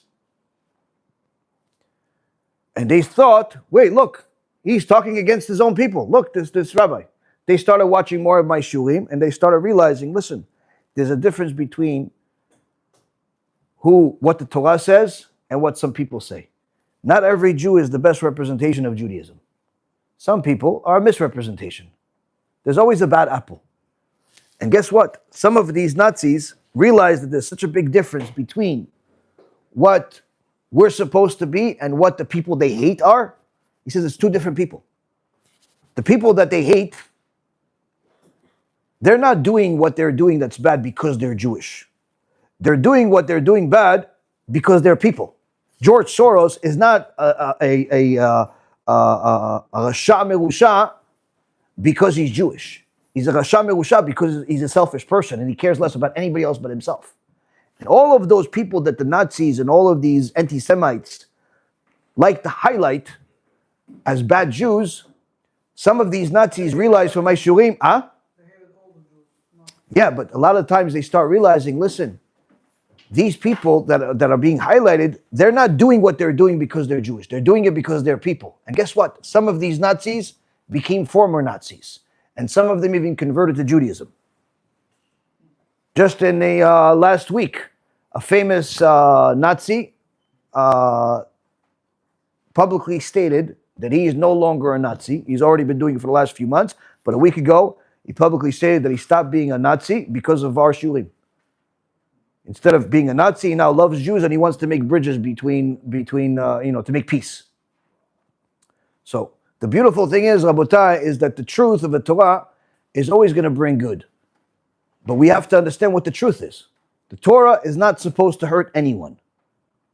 There's no such law in the Torah that allows us, that permits us to do things that hurt the nations. There's no such permission whatsoever. HaKadosh Baruch Hu nearly killed Yonah Navi. Yonah the prophet is one of the books of the Tanakh. Why did he almost kill Yonah Navi? Because Yonah Navi didn't want to go help the Goyim. He told, listen, go tell the Goyim 5 words. If you don't do tshuva, Hashem is going to destroy you in 40 days. This is 5 words in Hebrew. Yonah didn't want to do it, so Hashem almost killed him. Put him to this whole... For what? For not wanting to help the Goyim by telling them 5 words. So if Yonah went through hell and back, just because he didn't want to tell the Goyim a message, not to teach them, not to do kiruv with them, just simply to tell them, listen, warning from Shamayim, if you don't do tshuva, Hashem is going to destroy you. If Yonah suffered to such an extent, just for not wanting to help the Goyim with that, why would anybody think that we're allowed, or the Torah allows us to hurt the Goyim? Hashem created them too. I'm not saying that we need to go and stop all the good that we do for the Jewish people and start giving it to the non-Jewish community. But again, to go from being known as a merciful nation to being a nation that has people in it that are preying on the Goyim, the Torah doesn't permit such a thing. And this business is a predatory business. There's no other way. Now, some rabbis are not aware. Some rabbis are unfamiliar. Like I said, before I became a rabbi, I spent nearly 2 decades being a Wall Street executive. I invested and researched investments for a living. I analyzed businesses. That was my expertise. No rabbi can tell me I don't know what I'm talking about. I knew about this cash advance business when I was still on Wall Street, and I already knew that it was corrupt back then. I didn't know the halacha aspect of it because I wasn't religious, but I knew it was a corrupt business back then. This business has always been corrupt. When I became religious and started realizing this is very popular among the religious Jews, I almost fainted. So how could it be? Why would a religious Jew be in this business? The most corrupt business in the world. Everybody knows it. And unfortunately, the more I screamed about it, the more it became more and more popular over the years. In the last 5 years, it became standard. Where do they recruit? They go to yeshivas and they tell Bachurim, listen, you're 18 years old, you don't really have any talents, you don't have any abilities, and you know how expensive it is to live in a Jewish community. The house, $700,000, $800,000, $1 million if it's a new community. If it's a community like this, $1.5 million, $2 million, $4 million, $5 million, you have to be a multimillionaire just to get a house to live in. And that's just for the house. Tuition, you have kids, every kid's going to cost you a couple $1,000s a month if you want to send them to school. That means you can't be poor to be a Jew. And what talents do you have? You're 18 years old. Do you know how to put your coupon by yourself? What do you know in your life? So you want to make money? Okay, I can teach you how to make money. How? Come to this office, pick up the phone and say, yes, Mr. Jones, we'll lend you $1 million. It requires no talent, no ability, no skill set whatsoever. You don't even need to call the people. They call you. It's not like a regular sales job where you need to develop special communication skills in order to convince the guy to do something. The guy is calling you. You're not asking him to give you anything. You're giving him. All he has to do is sign the paperwork. All you have to do is fool him to make him think that this is good for him. That's it. You're telling him, listen, we're not a merchant cash advance. We are, we're a factoring company. We're going to recover your receivables. We have a 9% recovery rate. This is all manure. This is all lies.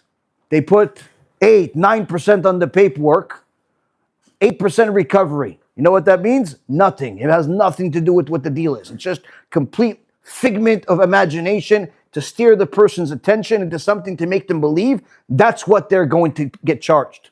Or they say, oh, we're only going to charge you 1.6%, but they don't realize it's 1.64% per day. What does that annualize to be? Over 400%. Oh, I said, no, we're only going to charge you what? You want to borrow the money? We're going to give you 50, you have to give us 75,000 in 3 months. We're only charging you 50%. 50% after 3 months is not 50%. 50% after 3 months is over 200% annualized. All of these tricks may work on people that don't know business. According to halacha, it's a predatory business. It's forbidden in every way, shape, or form, and there is no less than 6 reasons, halachically, why it's asur, and there's no doubt in my mind that this is bringing koach to Amalek. The stronger this business is, the stronger Amalek is going to become. And that's what's happened in the last several years, and unfortunately that's what happened in past generations. I'm hoping, I know I'm not going to change everything. My hope is that more and more people realize the truth to the point where, at the very least, not as many people go to this business.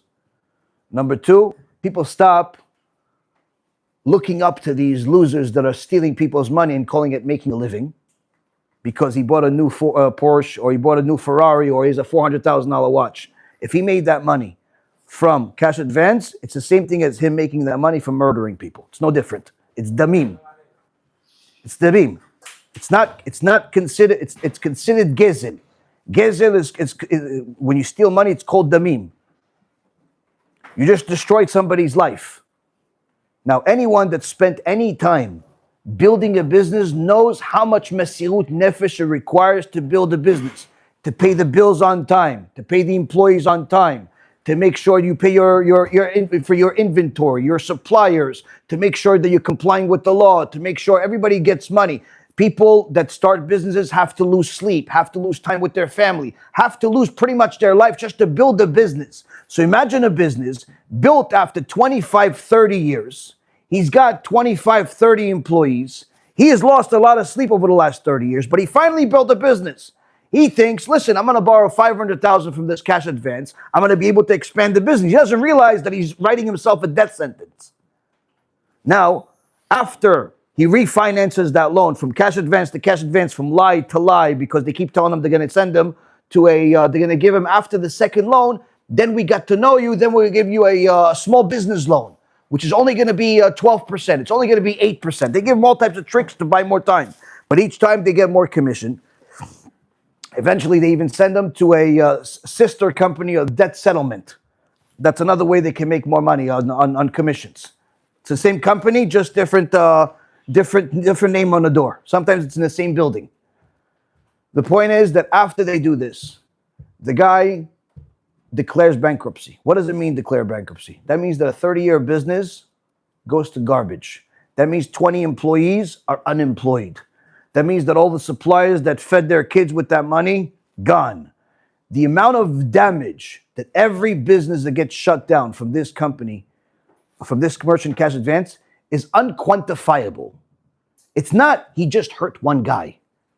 When Wall Street had corrupt businesses as a standard in the 1980s, the damage was limited. Why? The boiler room convinced some guy to invest $500,000, $1 million, whatever it was, in some investment.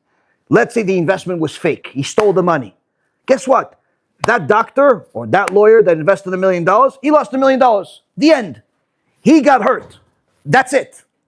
The business continued, his profession continued, his life continued, and he rebuilt himself. Here it's different. The corruption in this, you're not destroying a person. You're destroying an entire company. You're destroying entire families. The magnitude of the fraud and the damage from this is much, much worse than people imagine. This is the reason why every time we had a disaster, right before it, number one business, high interest lending to non-Jews. So my goal is to spread the message so less people go into it. Number two, that less people realize that this is nothing to appreciate, this is nothing to look up to. And quite frankly, I'm hoping that every community says, you know what? Anyone that's in cash advance business, we don't want a tzedakah. Now I know that's high hopes. I know that's maybe, I'm imagining. But one thing I can tell you, nothing good will ever come out of that money. Anything that's built from that money, from that tzedakah, will be destroyed at some point. Why? It's stolen money. It's not money, it's not a bracha money. And Be'ezrat Hashem, I'm hoping that more and more people realize that Am Yisrael is not here to be a darkness to the nations. We're here to be Or LaGoyim. Or LaGoyim means we cannot do things that we know for sure will hurt them. We have no permission to just hurt the Goyim. When you hurt a Goy, it's worse than hurting a Jew. Why? Because hurting a Goy creates Chilul Hashem. So just the whole idea of doing this, becoming a standard, you see how the Satan has fooled an entire generation. And I'm hoping that all of you guys, you probably know at least one person that's in the business. That's how widespread it is. Tell them, you know what? Maybe you should read this tshuva. Before you lose your olam haba, maybe you should read this tshuva with your rabbi, with Talmid Chacham. Can explain to you what it says, and then you can decide your eternity based on that. Because before you decide who to marry, you do some research. Before you decide what to invest, you do some research. Maybe before you invest your olam haba into a business that's going to make you lose it, maybe you should read this tshuva. Maybe it's not allowed. Because the reality is that even if there's only, I know for sure I'm right. It's not my opinion. It's not Torah. But even if there's 1% chance that I'm right, that means that everybody in this industry, the broker, the owner, the secretary, even the janitor that's involved in this business is in trouble. And not small trouble. So I'm hoping that more and more people in every frum community will take this to heart. Why? Because the situation only got worse. And some of you, I know, I already see from the looks in the faces, some of you know everything I'm saying is not only true, but there's even extra on it that I'm not even saying. It's worse. And every guy that I spoke to in this business, Baruch Hashem, we convinced a few people to leave it, but every single person, whether the ones that left it or didn't leave it, every single person told me, listen, Rabbi, not only is everything that you say is true, but it's much worse. It's much worse than you say. So please, Rabotai, spread the message. Thank you very much for learning with me. May Hashem bless each and every single one of you. Anyone that wants to support, be partners in all the amazing things that we're doing, we have a website called Be'ezratHashem.org. Anyone that wants to get one of these things for their friend, for their family, for themselves, you could either send me a text message and with your email, and we could send you a thing you could buy one of these, or you could just go to the website and order it from the website. I have some business cards here that have my email, so I don't have to give it personally to each one of you. Anyone that wants the phone number and the emails. I don't answer phone calls, but I do answer text messages. So there's a bunch of cards here. Anybody that wants it, there's a ship. It's cool mitzvot.